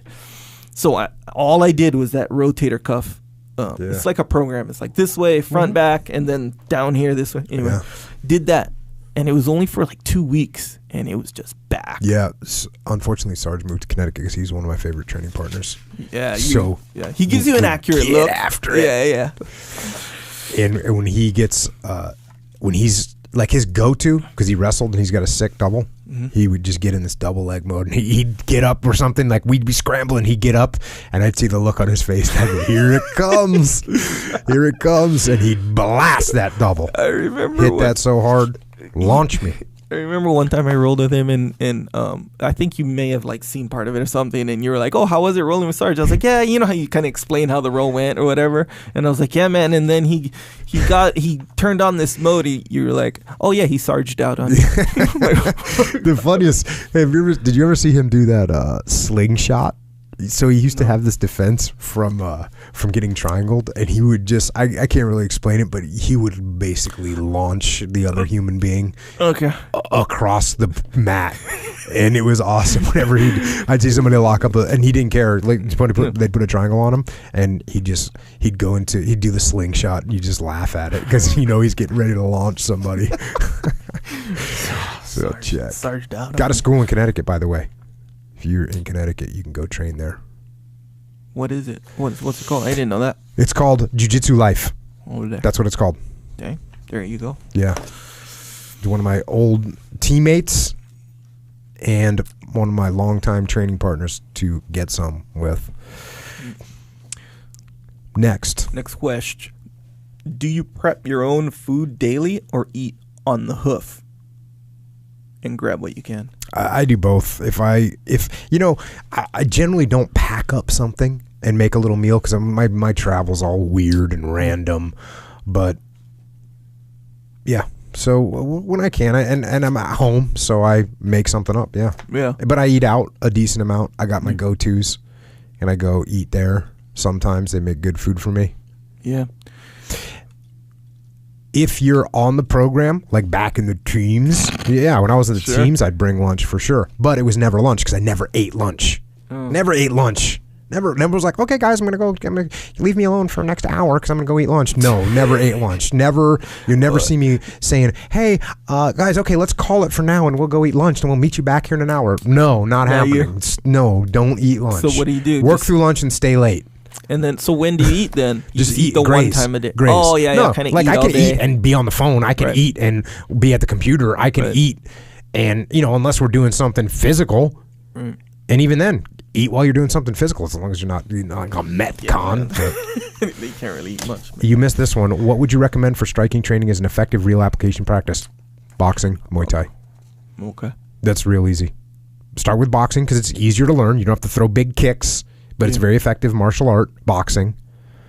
And then once you get decent at that, now you can go into Muay Thai and learn how to use your legs, your elbows, your knees, your head. So there you go. Yeah, agree. The boxing too, and this is strange, but it's absolutely true, is if you don't have experience throwing punches and landing punches, it's surprisingly hard to punch someone's face and land it effectively. Yeah. You know how like on the movies, you see, I used to watch MacGyver a lot. So MacGyver used to punch people, and then he'd always shake his hand like, really? Yeah, like, I hurt my hand. That was kind of one of the funny things hurt your hand about when you punch people. That's the thing. That's why I thought it was funny. I'm sure on MacGyver they were trying to make like, MacGyver's such a softie in that way. Is that he's such a non-fighter? He's hardcore, like his brain, like he's super smart. So guy. He doesn't carry a gun. He's not that guy. Doesn't need one. Has a paperclip. He has a brain. Yeah, exactly right. Paperclip, Swiss Army knife. Nonetheless, that's kind of what that was indicating. But I thought it taught kind of a good lesson where if you watch on TV guys just punching guys in the face, in the head, but you can. especially if you don't have experience punching, you can probably will break your hand. Yeah. Or hurt your hand at the very hurt it least. for sure. So if you go train boxing, even just once a week, some boxing or whatever, you really get to learn, like, okay, if I start throwing these punches, the difference all between crazy. It's just like jiu-jitsu. Like 6 months of jiu-jitsu destroys someone with no jiu-jitsu. 6 months of boxing does pretty damn good against someone with no boxing, for sure. Yeah.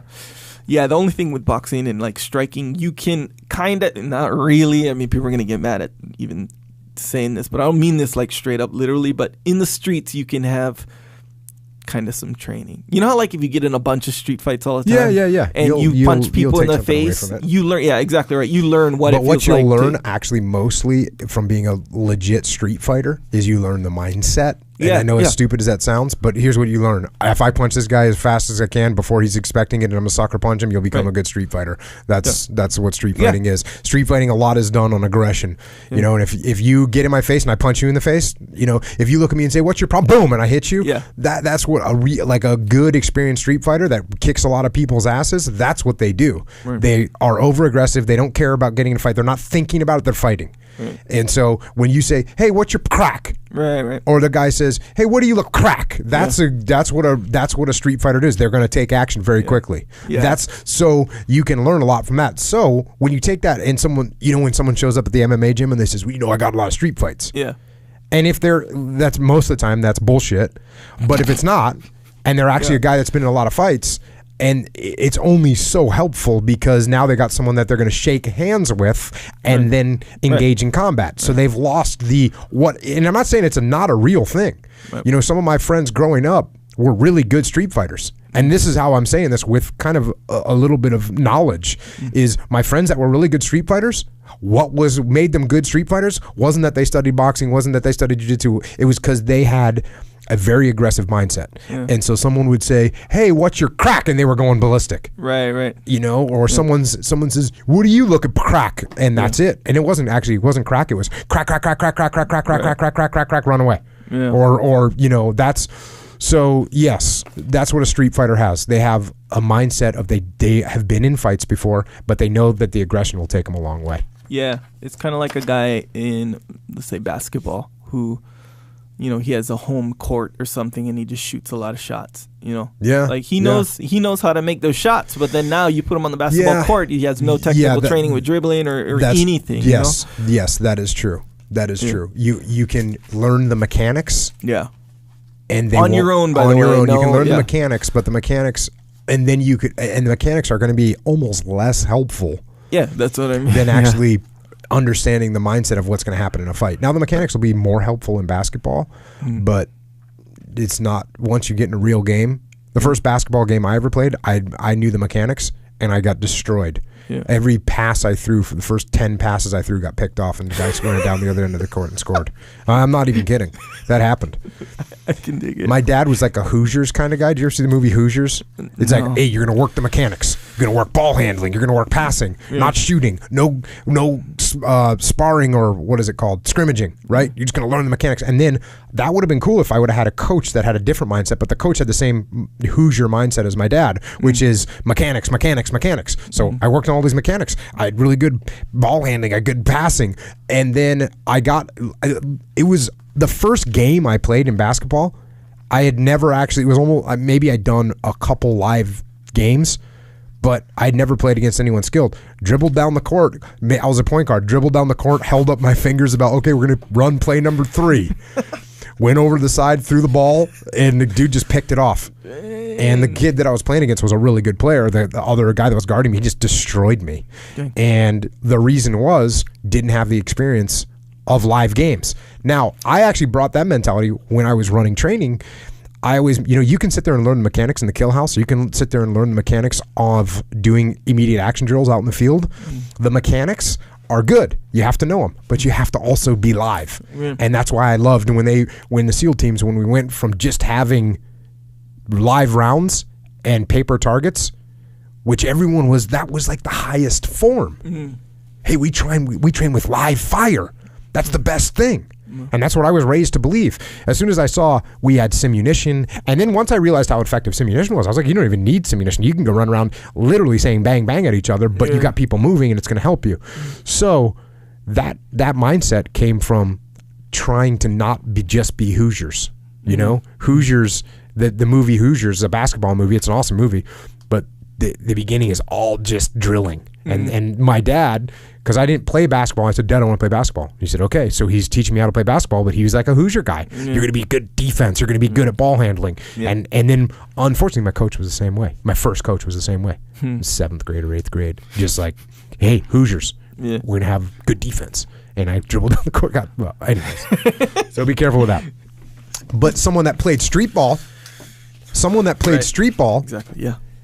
And didn't, no one ever taught him ball handling. No one ever taught him the theory behind a zone defense. Yeah. That guy would have done infinitely better than I did in my first basketball game. Yeah. My dad must have been hanging his head in shame. He must have been, what a loser. How did I raise this kid?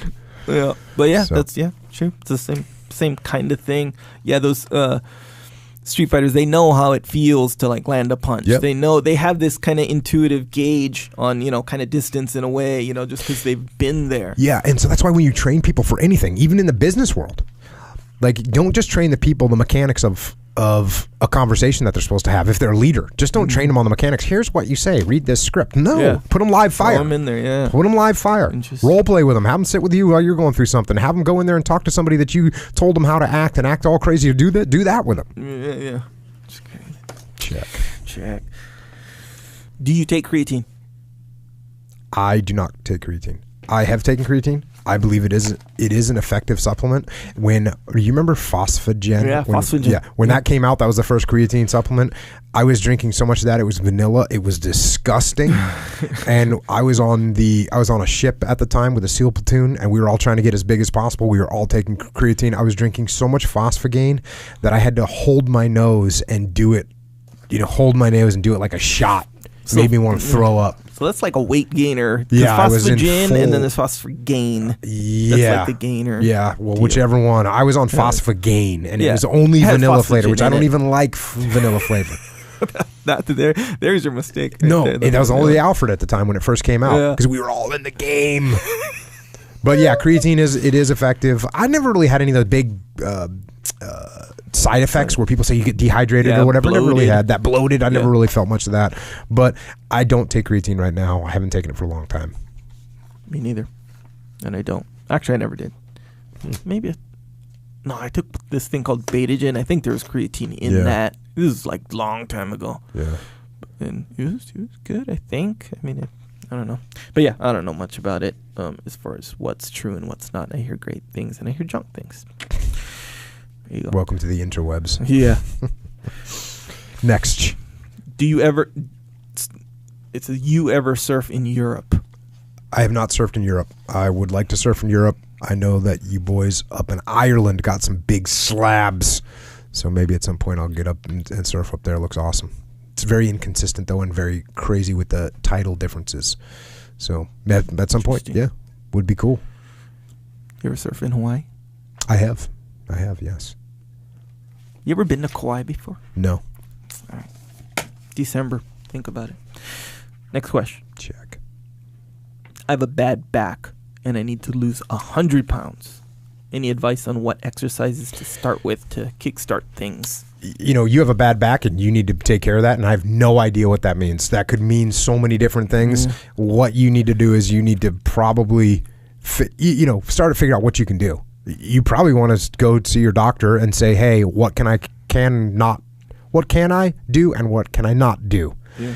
And then doctors sometimes are overly cautious. Yeah. So maybe get a second opinion, see what you can get away with. But the bottom line is, if you got 100 pounds to lose, here's what you need to do. Start moving some way, somehow, whether that starts off as walking, whether that starts off as doing some calisthenics, whether it starts off as riding an exercise bike. You need to start moving. That's what you need to do. Yeah. And then you need to fix the diet, because that's where most of that weight loss is going to come from.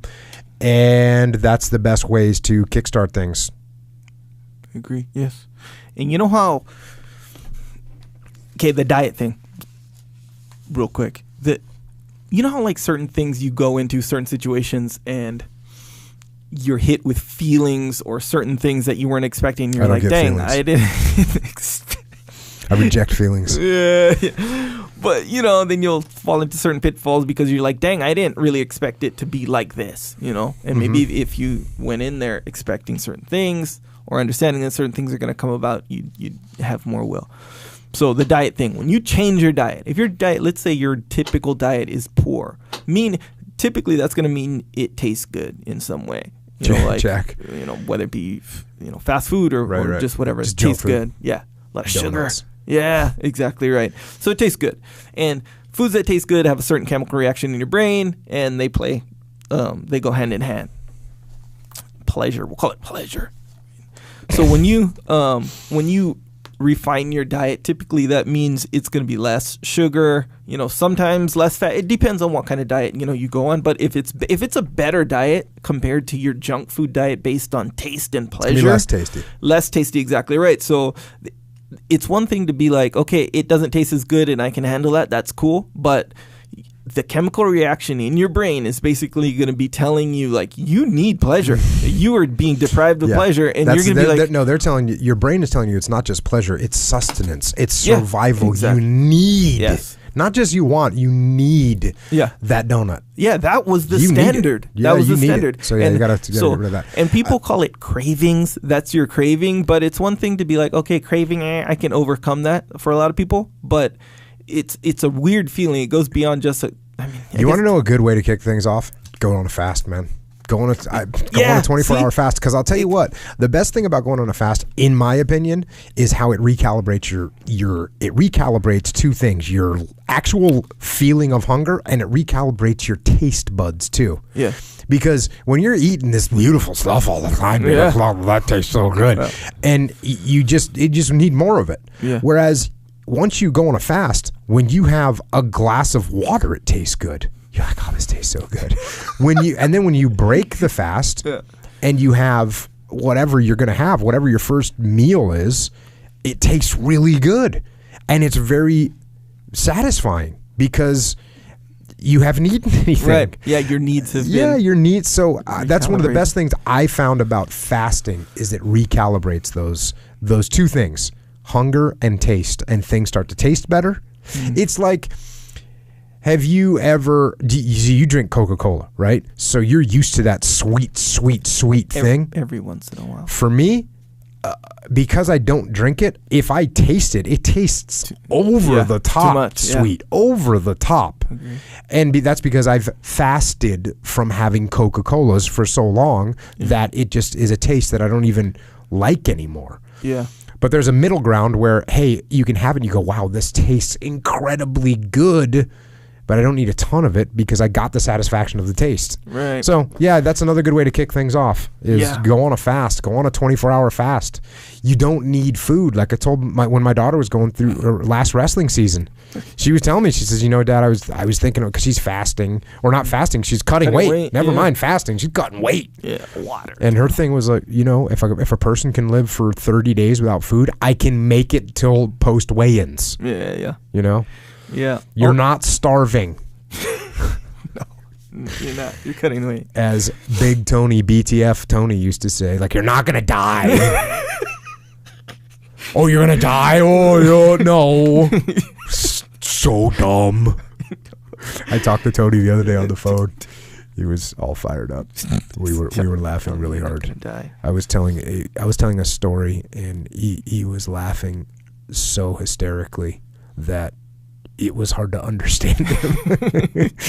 So yeah, BTF Big Tony. Yeah, that was his thing. Well, you're not gonna just die if you don't have anything right now. Yeah, just stop. See, man, that says so much about what. When you feel like eating, just picture Tony. Yeah, just picture BTF Tony sitting there going, "You're not gonna die if you don't have that." It's so dumb. Yeah, just be tougher. Yeah, what's wrong with you? Man, that's such a good I mean, it's real funny when he says it, you know? It makes you feel like a real puss, but he's kind of right, you know? It's like you're like, oh my gosh, I'm just having this craving, you know? It's like, what are you How embarrassing doing? Is that? Imagine this. Imagine if you had to announce your stupid, pathetic cravings and needs, Oh my gosh. wants to the world. Yeah.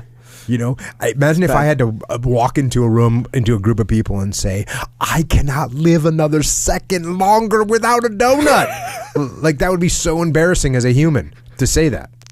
And yet we think that way and we act that way. We don't say it, right? But our actions basically act that way. We know that the donut is not needed. Yeah. We know that the donut is not needed. Yeah. If you were starving for 38 days, eat a donut. If you're on day 37, hold off. You might find a steak in the meantime. It's so bad. And man, you mentioned that, it made me think that it's so bad that this is an official, effective way to like improve your diet. This right here.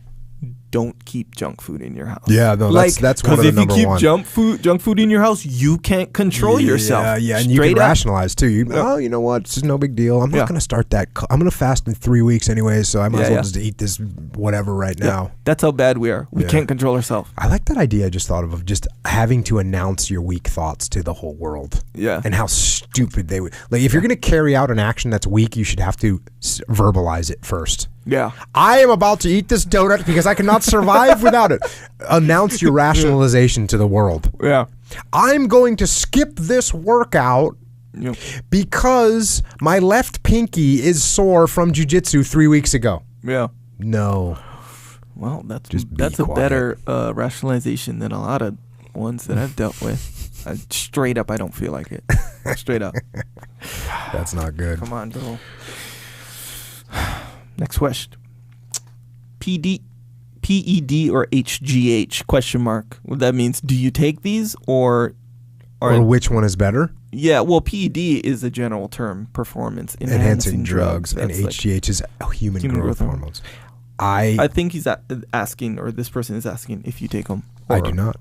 Or your thoughts on them. The only performance enhancing drug that I take is Jocko White tea. I take Jocko White tea now, which being run through the Olympic Committee to see. It looks like it's going to get banned in the Olympics. Jocko White tea. Yeah. Too many records. Yeah, so many new records are being broken. Yeah. No, I don't take anything. Never have. That's it. The HGH and PEDs What's the performance? Performance enhancing drugs, steroids, bro. Yeah, but so let's say, technically, is caffeine a performance? Yeah, I think it actually. I don't know. I don't know. Well, it is. No, I do know that it is a performance enhancing drug. It is. Yeah. And people take it. Yeah. And when they scientifically measure, it is a performance enhancing drug. But I think for some reason it's legal. Yeah. I think like even in the Olympics or whatever. I think you do have a maximum that you could take. I don't think you could just fill your blood with caffeine and go do, your wrestling match. but might be kind of off. Yeah, interesting.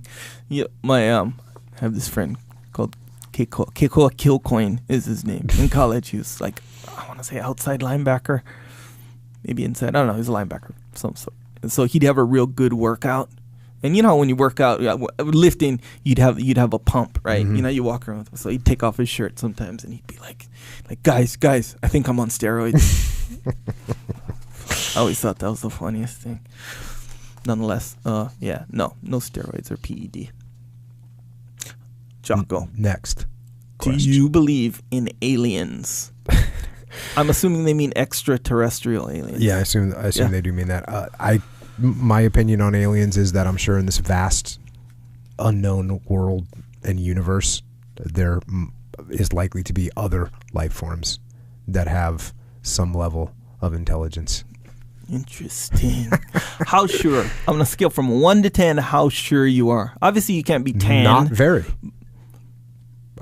Over a 5? But, actually, when you take the entire universe, which is so massive we can barely even comprehend it, the chances are decent that there's some other somehow intelligent life form out there. Yeah. And you kind of have to ask, wait, like at this very time, but then when you think about it, there is really no time in a way. Like that's kind of relative too. So in the whole existence, would you say what, 9? Are you level 9 sure? It's a matter of opinion. Don't know.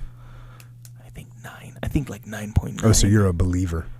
Yeah, I'm a believer. I would be vast. Like if some wizard guy was like, okay, you get to make a bet. Do you think there is or isn't? I know the answer. Do you think there is or isn't, aliens? Wouldn't the wizard be proof of concept right there as you're talking to an alien? What if he was a guy from the future?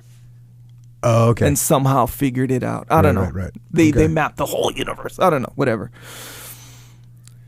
I would bet. Yeah. The cost is your life too, by the way. Ooh. Like you have to make a bet. You have to make a choice. And if you get it right, you live. You get it wrong, you die. I would bet yes. I would bet yes. Be very happy I would with bet it. yes. I would bet yes. Yeah.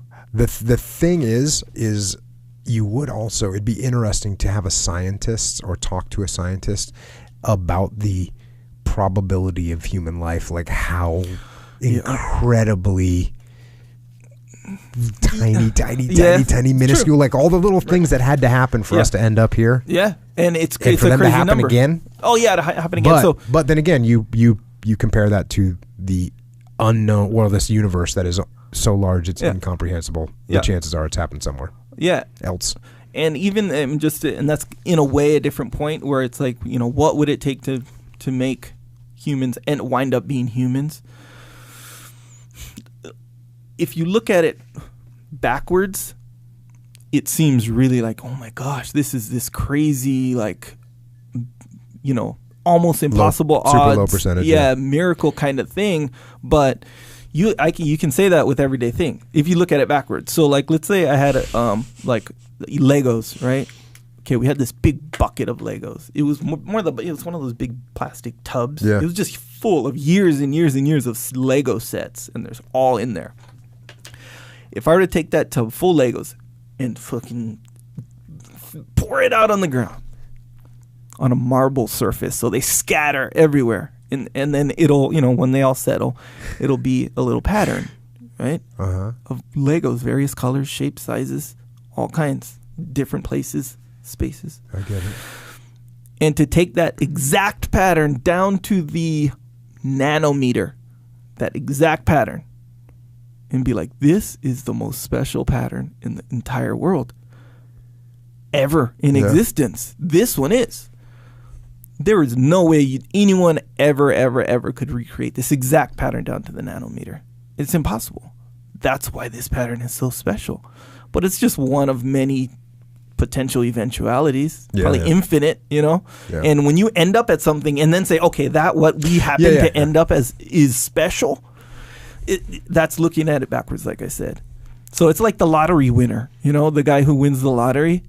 He's like, oh my gosh, I'm so special. I won the lottery. No, freaking, if I took a ping pong ball and I had a mosh pit of 1 million people, one ping pong ball, I throw it in the mosh pit, and then somebody catches it. Oh my gosh, I'm so special, bro. Someone's going to get it. Someone's going to get the ping pong ball. That's affirmative. Yeah. So it doesn't make it necessarily special unless you look at it backwards. If that guy's like, I'm going to go into another mosh pit, another million people. The other alien life form could be something that we could barely even imagine of what it's like. And that's that probability wise is what it is. Yeah. Or it's going to be something like so small. Yeah. But if it's like more a superior intelligence, it's going to be something we don't recognize. The same way, like if you have a caterpillar on a leaf and I see it from 10 yards away, I see that little caterpillar right there. Hey, caterpillar, yelling at it. The vibrations from my voice are hitting it. Mm-hmm. Hey, caterpillar, the caterpillar has no idea that you even exist. Doesn't even know what a human is. Doesn't know about your problems. Doesn't know about your podcast. Meanwhile, you know a lot about your podcast. How do you know he doesn't listen to the podcast? I can say with a fair amount of certainty. Then again, I don't know. Maybe he does. I don't know. He has big butterfly plans for his future. Jocko, next question. How can I encourage... Bro, we can talk more about the aliens. I'll be happy to. More about aliens or Legos. I'm telling you. Lego patterns. Because when people see UFOs, they go straight to, that's an alien, even though it's unidentified. Can't do that. Remember what I was telling you with that kid's book idea? Yeah. You did tell me about that. You don't have to tell me again either. It goes deep, bro. I'm telling you. Actually, it's more about the flaws of how people consider or regard aliens, potential aliens. Jocko, how can I encourage a sense of urgency?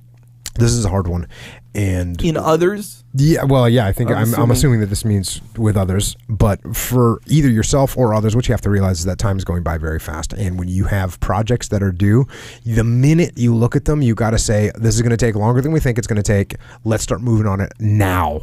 And then set yourself a really tight timelines to make things happen. And that what that'll do is it'll make you realize how far behind the power curve you are. That was one of my rules when I was in the SEAL teams, was I was always saying, let's be as far ahead of the power curve as we possibly can. Yeah. So is that a normal expression, power curve? Like that's the thing that you're trying to stay ahead of because it's going to smash you. So I would always, we didn't slow down. The power curve, if we thought we were ahead, go ahead further. But I always had a really good sense that power curve was coming to crush us. So that's what you have to do. Get as far ahead of it as you can. Tell everyone where it is. Set some small goals. Say, oh, you don't think this project's going to take long? Okay, cool. Let's just finish this first 6%, which means this, and this, and let's have that done by tomorrow afternoon. Tomorrow afternoon comes and they're not even close. Okay, guess what? We need to align. We need to get a sense of urgency going so we can get this done. Yeah. That's it.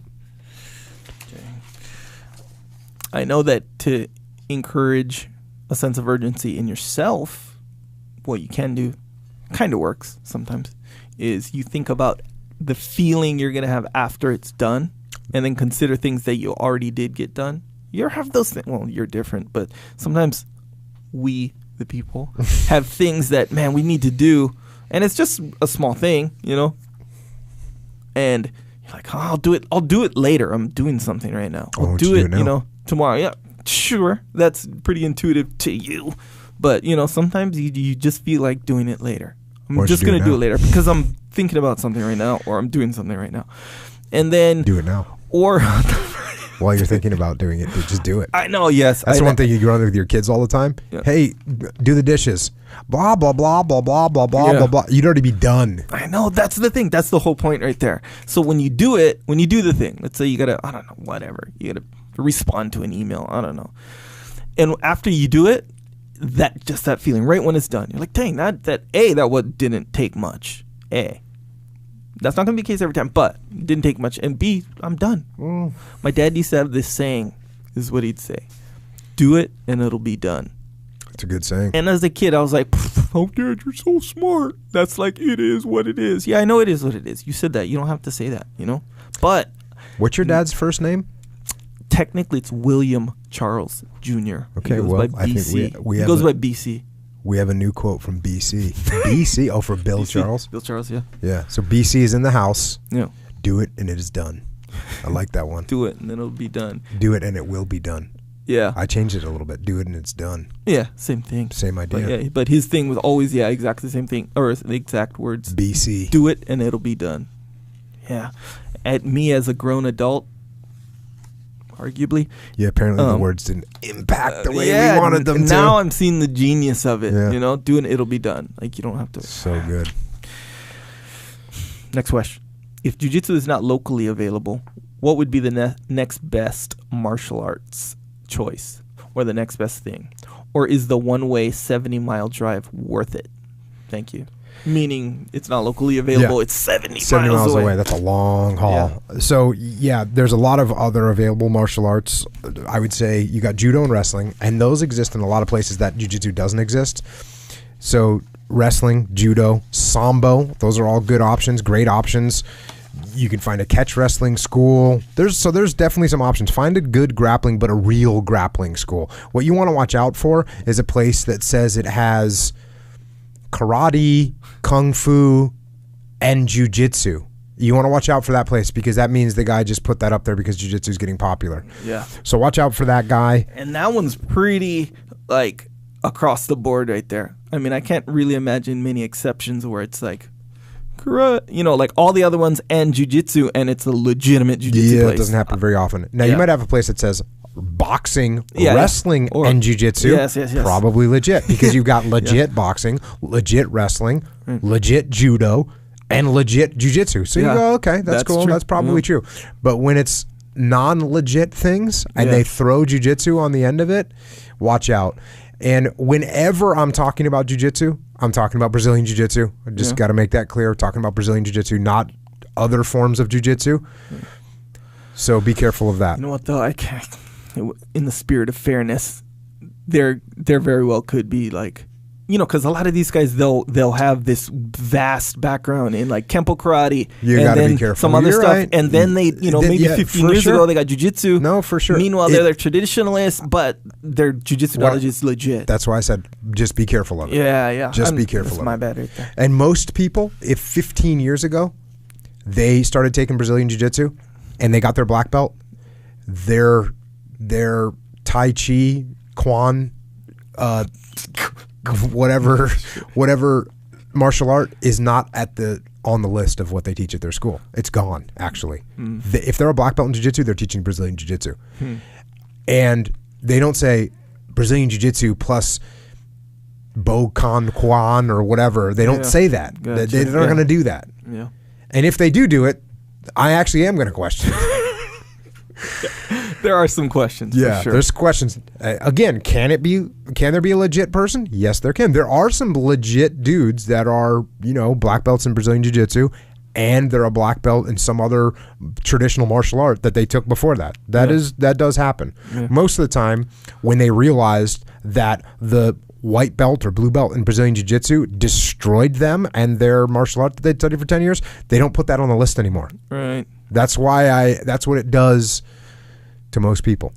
So that's why there's questions. Yeah, questions. There's exactly. questions. So yeah, Is it wrestling. What I know I'm missing, and I apologize, folks out there, if I'm missing, but wrestling, judo, sambo, catch wrestling. Those now, if there's no kind of grappling, then boxing, Muay Thai. That's your next best option, so that you're still learning how to fight. You just aren't getting the groundwork, and you definitely want to get the groundwork at some point. Yeah. So, and then the question on the 70-mile drive, I get this a lot too. Some people, they have no martial art in their area, and they have jiu-jitsu 70 miles away. What should I do? My vote in that situation is get some mats at your house, get 2 or 3 of your friends that want to learn how to fight, start watching YouTube videos, and once a week, on the Saturday, go down to that jiu-jitsu school. When we were training back at Fabio's back in the day, there was people like that. They lived somewhere in the desert of Southern California. There was no jiu-jitsu. They worked 9 to 5, and then on Saturday they'd come out and train. Yeah. And that's what they got. And they'd go home and work on their drills with their 3 guys that they were driving 80 miles to come and train on the weekends. So yeah, that's a method of doing it too. You can train on your own with your buddies on the mats that you get and watching YouTube or whatever online mechanism you want to use. And then once a week you come and you make the trek and you learn and you get to train with other people and you see where you're at. Yeah, dang, that's good. Yeah. Very good. Yeah, the next best thing is I guess it's a total matter of opinion, but I feel like wrestling, like if you went, wrestling is like a really good tool. It depends on what you're doing, like why you're doing it. Yeah. Yeah, like for a wrestling is awesome. Yeah, I know that. That's the thing. Wrestling is awesome. Yeah. Wrestling gives you such a massive advantage, not only in jiu-jitsu but in life. Yeah, it gives you an advantage. So wrestling is awesome. That being said, judo is awesome too. And if you train, but there's more of a variation in judo schools, right? Yeah. And a high-end judo school, those people are awesome. And that's a great martial art. And you learn groundwork, you learn takedowns. It's a great martial art. No question about it. There are some weak judo schools, though. Judo has a little bit of a tendency to, sometimes judo people can adapt some of the traditional martial arts attitude, including the attitude of we're not actually training. And so that has happened, but that's less. That doesn't happen very often. So yeah, if you can find a good judo, the way you find if it's a good judo school, go and put on a gi and say let's fight or let me train with you. Yeah. And they're gonna put you they're gonna take you down and be able to work you over. That's what judo is. Judo is very similar to jiu-jitsu. Very similar to jiu-jitsu. So judo is a great thing to have. Wrestling is a great thing to have, for sure. Sambo is awesome. Sambo is actually like judo and wrestling together. So Sambo's great. Same with catch wrestling. Again, there's catch wrestling is a little less. With catch wrestling, you're a little bit more apt to find somebody that doesn't actually know what they're doing, and so you have to be careful of that. There's some phenomenal catch wrestling schools, though, for sure. Yeah. So, yeah, it's true. I think we got time for like one more of these. Yes. Jocko, how do I get the desire to have discipline? How do I get the desire to have discipline? I keep getting asked this type of question. How do I get discipline? Or how do I want discipline? Or how do I maintain discipline? And the answer, it's a simple answer, but obviously it's not easy. And there's all kinds of little tricks and methods that people talk about. And, they have some merit. Maybe they do work. These things, do the little things people say and wake up early. I say that. And write things down and take cold showers and tell everyone what you're going to do. So broadcast it and make promises or make bets with your friends of something that you don't want to lose. And those things, those ideas, they're cool. I'm sure they're going to have some impact, and if they work for you, that's awesome. But the fact of the matter is that the reason discipline is hard to maintain is because it is hard to maintain.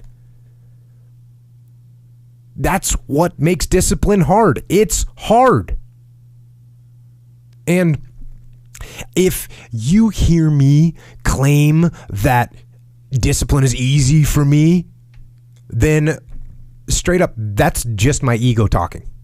That's what that is. Because I'm, unfortunately, just as human as everyone else. And it is work to maintain the discipline. That's what it is. Work. Holding the line. Maintaining the standard. Giving no slack, none. That's the discipline.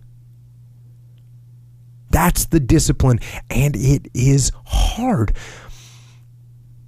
And if there's one thing I would say that does make it easier, it's to envision what it feels like when you're done. What it feels like after you've worked out, or you've held the line on your food intake, or you've pushed through some monotonous project that you have to do, and all those things. When they're done, they feel good. And contrary to that, envision what you will feel like later when you let the discipline slack. You know the feeling. Feeling weak and defeated, and you know that you're falling behind. So get to know those two different types of feelings and ask yourself which one you want to feel in 10 minutes or in a half an hour. When the thing is done, when the discipline has been implemented. Remember what that feels like, and then remember that those minutes and those hours, they turn into weeks and months and years, and holding the line in those critical minutes will put you in an infinitely better place, physically and mentally, if you maintain the discipline. So work through the weakness, fight through the temptation, hold the line. Hold the line, maintain the discipline. It is not easy, but it is worth it. Because, yes, because discipline equals freedom. And I think that's all I've got for tonight. So, Echo, speaking of discipline, perhaps in a disciplined manner, you could explain to us how we could support this podcast if we wanted to. Yeah, if you wanted to, for sure. I feel like we should, like we always do, in a disciplined way, talk about on it. By discipline, I mean concise, by the way. Oh, okay. I don't know about that. We're over 2.5 hours or something like that. Something like this, sure. Okay. That doesn't play into your head, does it? You're in the game. You're here to get your job done. You care how long it takes. Correct. Yeah. Nonetheless, last time I mentioned that I ran out of krill oil, you even said you should go to the store and buy some. Yeah. Did you? No. The good thing is when I went home from our session, it had come in. Oh. Along with thankfully. The orangutan. Oh, you got a new kettlebell. Nice, yeah. Nice. Two of them or just one? One. What's the weight? 54 pounds. You need another one. Yeah, so yeah. I want the zombie one. That's for whatever. The orangutan one's cool, but the zombie one was really cool. So they're out of them. I think they're the same weight, 54. So I want 2 54s. They're out of them. So I was like, yeah, I'll just get one of these, just as a one-off, and then when the zombie ones come in, check. I'll get the 2 zombie ones. So where is this? Anyway, what is this store that you're talking about? Everything is at onit.com, but I'm explaining what it is just in case people don't know or they don't understand the importance. I think it's important. Nonetheless, krill oil came in. This is what you do, and I mentioned this before, and this is what I'm going to do. I'm going to try to do. I should just do it and it'll be done. Stay on it. You know what that is, right? Stay on it. Oh, the automatic. Yeah, Oh, yeah. What do you even call it? Automated. Auto ship. Automated shipment. Yeah, you just pay every month and it automatically comes. Yeah. I think you might even get a deal on that one. I don't know, though. But that's what I'm going to do. It's called Stay on It. Yeah. You know what, man? And a lot of people or companies do that. Like you can do it with do it on Amazon. Other stuff. Amazon, like toilet paper, things that you just use all. Duct tape. Constantly running out of that. That's a good deal. I mean, that's a good thing to do with basically everything. About one time when I was drinking, I don't drink anymore, hardly. Who was it? It was Rudy. He asked me to do something, a video or something. I don't know. And he was like, "Hey, can I pay you in vodka?" And what the hell is that? What kind of a savage even says that? I know, bro, Rudy. Anyway, and he goes, "Can I pay you in vodka?" I didn't tell him to get out of here.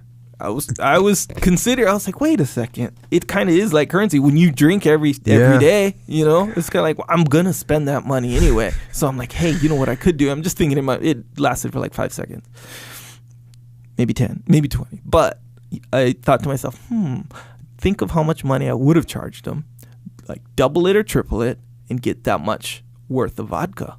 Boom! I just saved 75, 66%. You know what I'm saying? Okay, move on. Nonetheless, the point still stands. If you don't have to think about it, it just comes. Yeah, you don't have to run into this thing like me where I'm out of krill oil for 1 week. Actually, it was a little less than a week. Doesn't matter. I won't be out of it at all. So yeah, stay on it. That's the one. Krill oil, strong bone. Didn't run out of that, by the way. And that's good, man. That stuff is good. It's weird how I told you, right, how my shoulder was jacked, like the tendon part. A weird now. Spot, too. Yeah, healthy. And I didn't even stop lifting. You know how you get tendinitis? You're like, I got to stop lifting or lift lighter, Lighter is for suckers. Strong bone. Stay strong. Get rid of the tendinitis and any bone issues. I think, if I'm not mistaken, I'm not sure. I got to go back on the website. I get addicted to that website. It's like interesting stuff.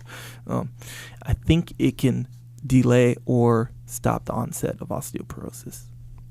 I don't want to make that claim. I'm not making that claim. I'm not making it. But I'm just saying that's what Strontium does. Nonetheless, good kettlebells on there. Workout stuff. especially if you like you know how if you go and bench, I don't bench, but if you do just repetitious shoulder press, I don't know, it can get boring. But if you're into like interesting type workouts, you know how like you have a mace, right? One of those. I do. I've and you have like mace, yeah, I've got on it clubs. Yeah, I got all kinds of stuff. See, that's why you work out so much all early in the morning, because you're all looking forward to it. It's all interesting and fun. If you're into those interesting workouts, and it's cool because you can like look up a bunch of workouts just for one kettlebell, you know. So maces and of course they got the traditional stuff, jump rope, whatnot. But like they have these metal things. I don't know what they are, but it's like, these are for working out. So it's like, man, you can't even get bored working out anymore, really, when you go in there. Anyway, website's interesting too. Anyway, this stuff, the supplements are outstanding. They do have, I'm going to say it, this nut butter blend. Also, I got some MCT oil. Yeah. You know what MCT oil? Yeah. MCT stands for? Yes, I do. Medium chain triglycerides. It's good for you. Anyway, I cook with that one, and I put it in what? Didn't you make like a dessert with it or something? All kinds of stuff. Put it with something. Get your MCT heavy whipping cream, something. Anyway, go on there. Get 10% off. If you want 10% off, go onit.com/Jocko. It's a good one. Support yourself. Support your joints. Support your health. I don't think you should be in a situation anymore, given the times we're in, to not support your health. There's really no room for not supporting your health right now.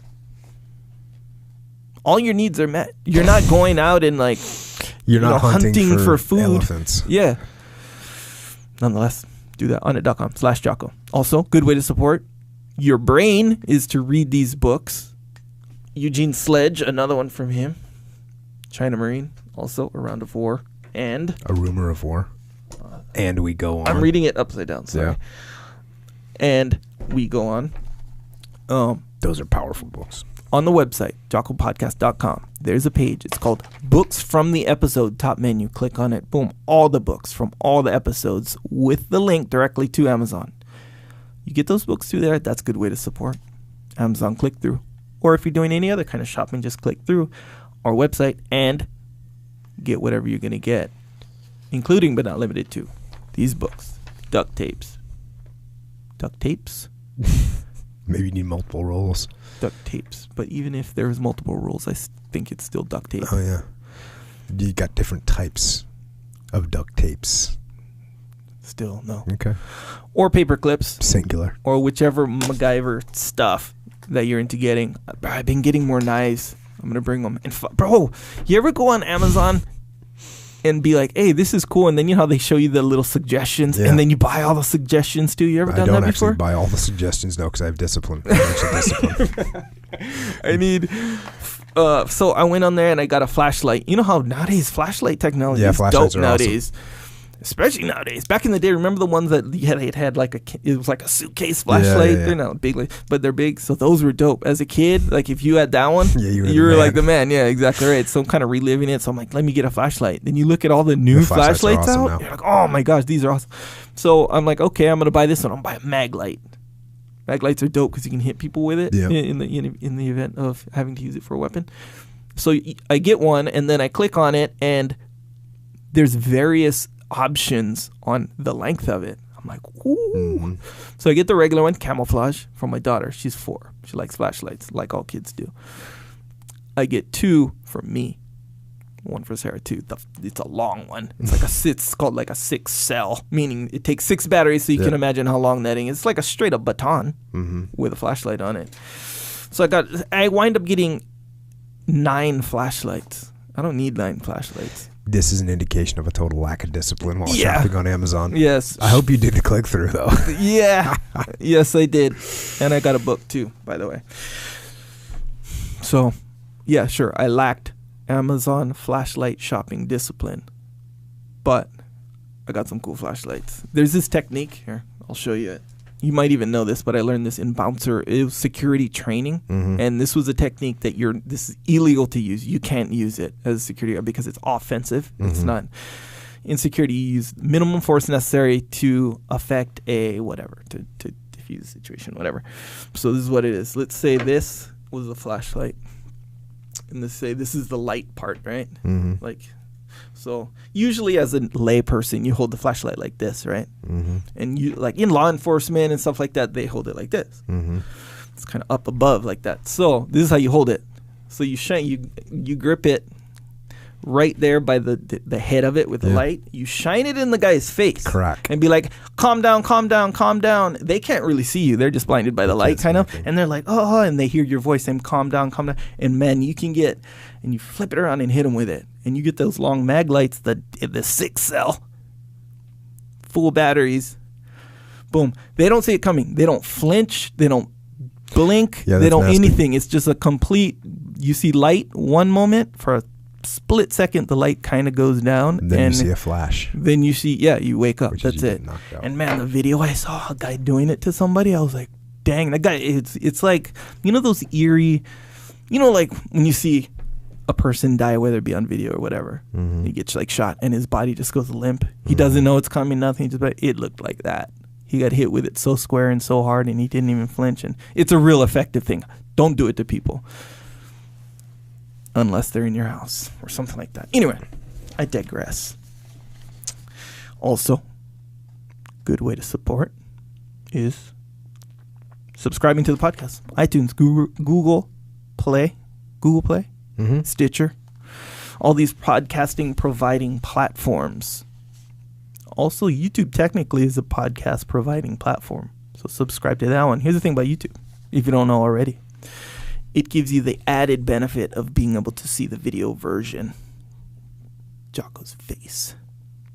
Talking about these things. So subscribe to that. We'll add some other excerpts on there. Some enhanced excerpts. Is that what we're calling them? Sure. The enhanced one. Put some music on there. Right? Some B-roll. That's what it's called. B-roll. Anything that's not the actual thing. Anyway.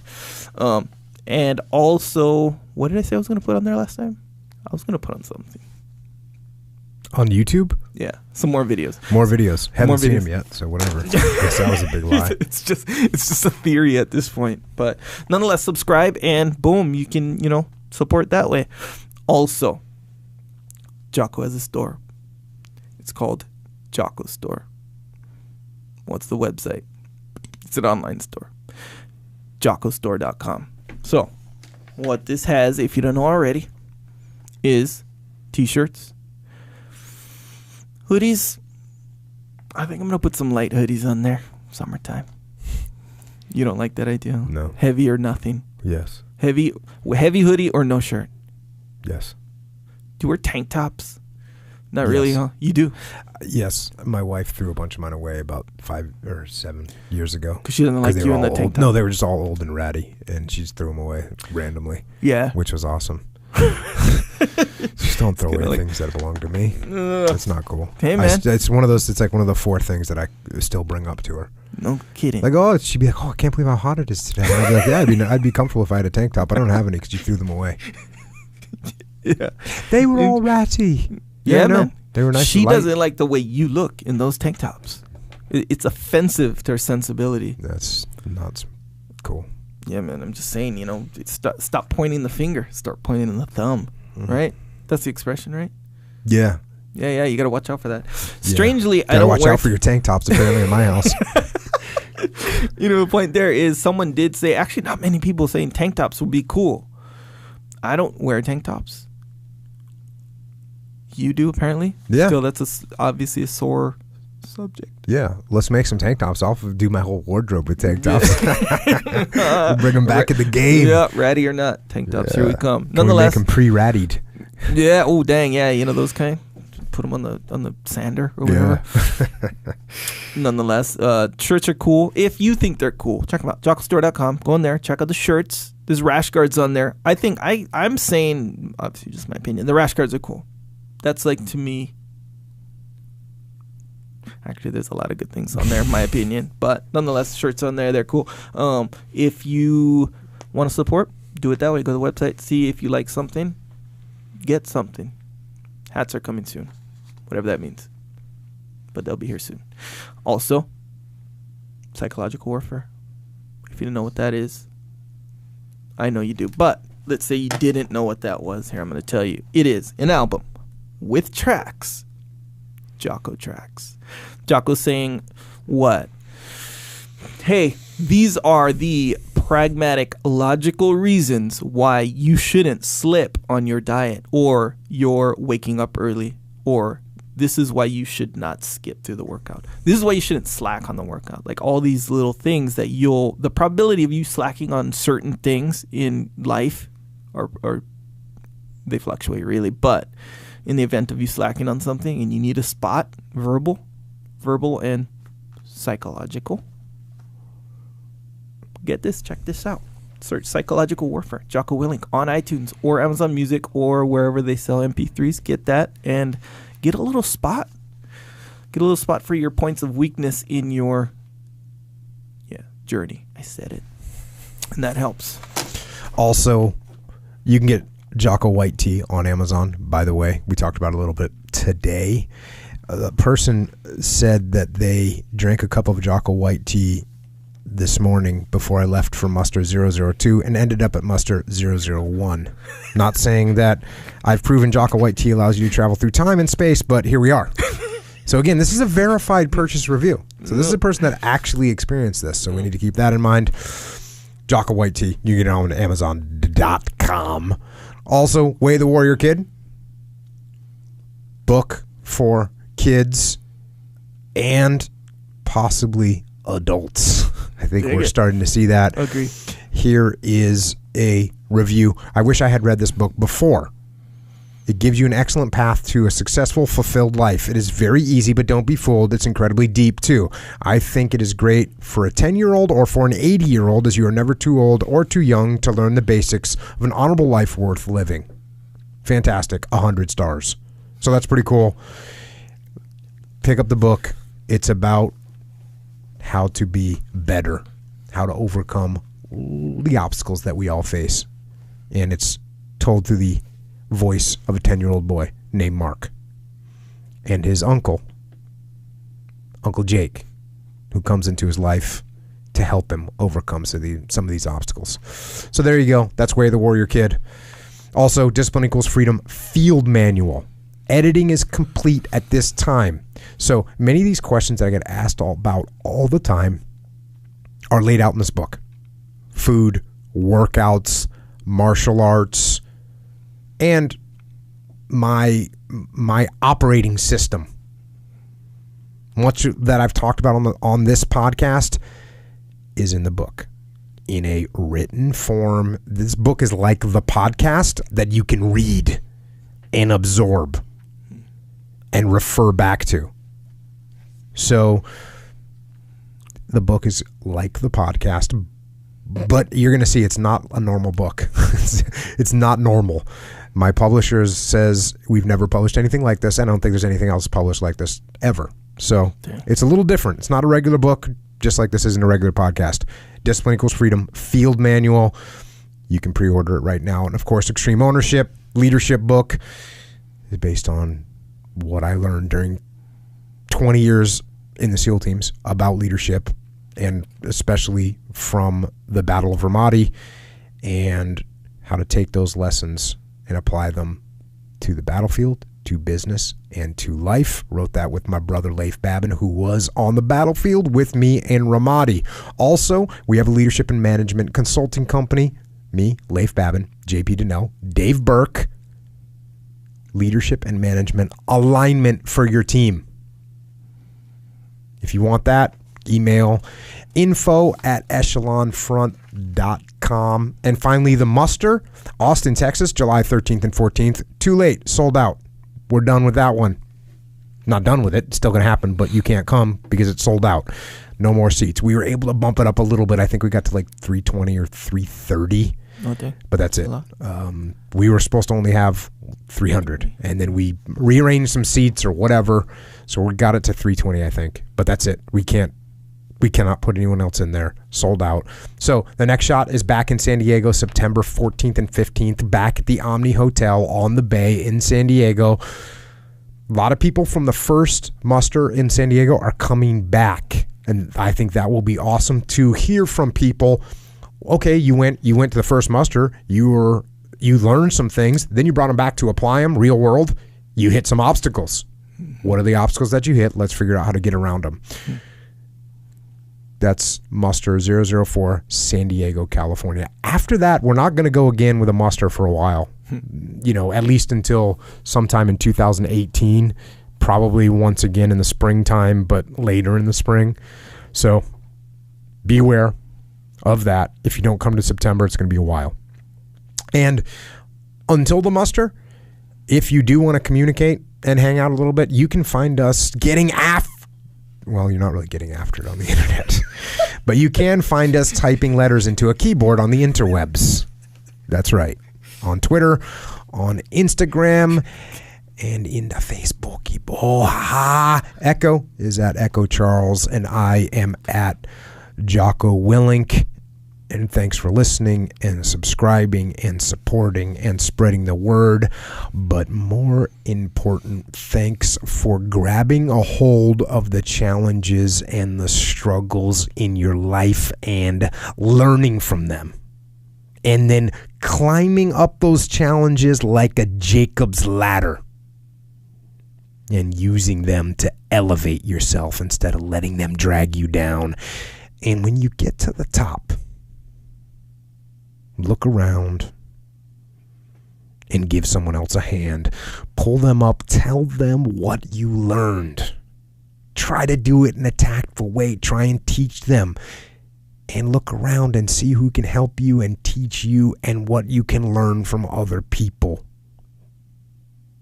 And teach people to overcome challenges the same way that you did, the same way we all did, by learning from our problems and our challenges and our struggles. And after we learn from them, we grab them by the throat and get after it. So until next time, this is Echo and Jocko. Out.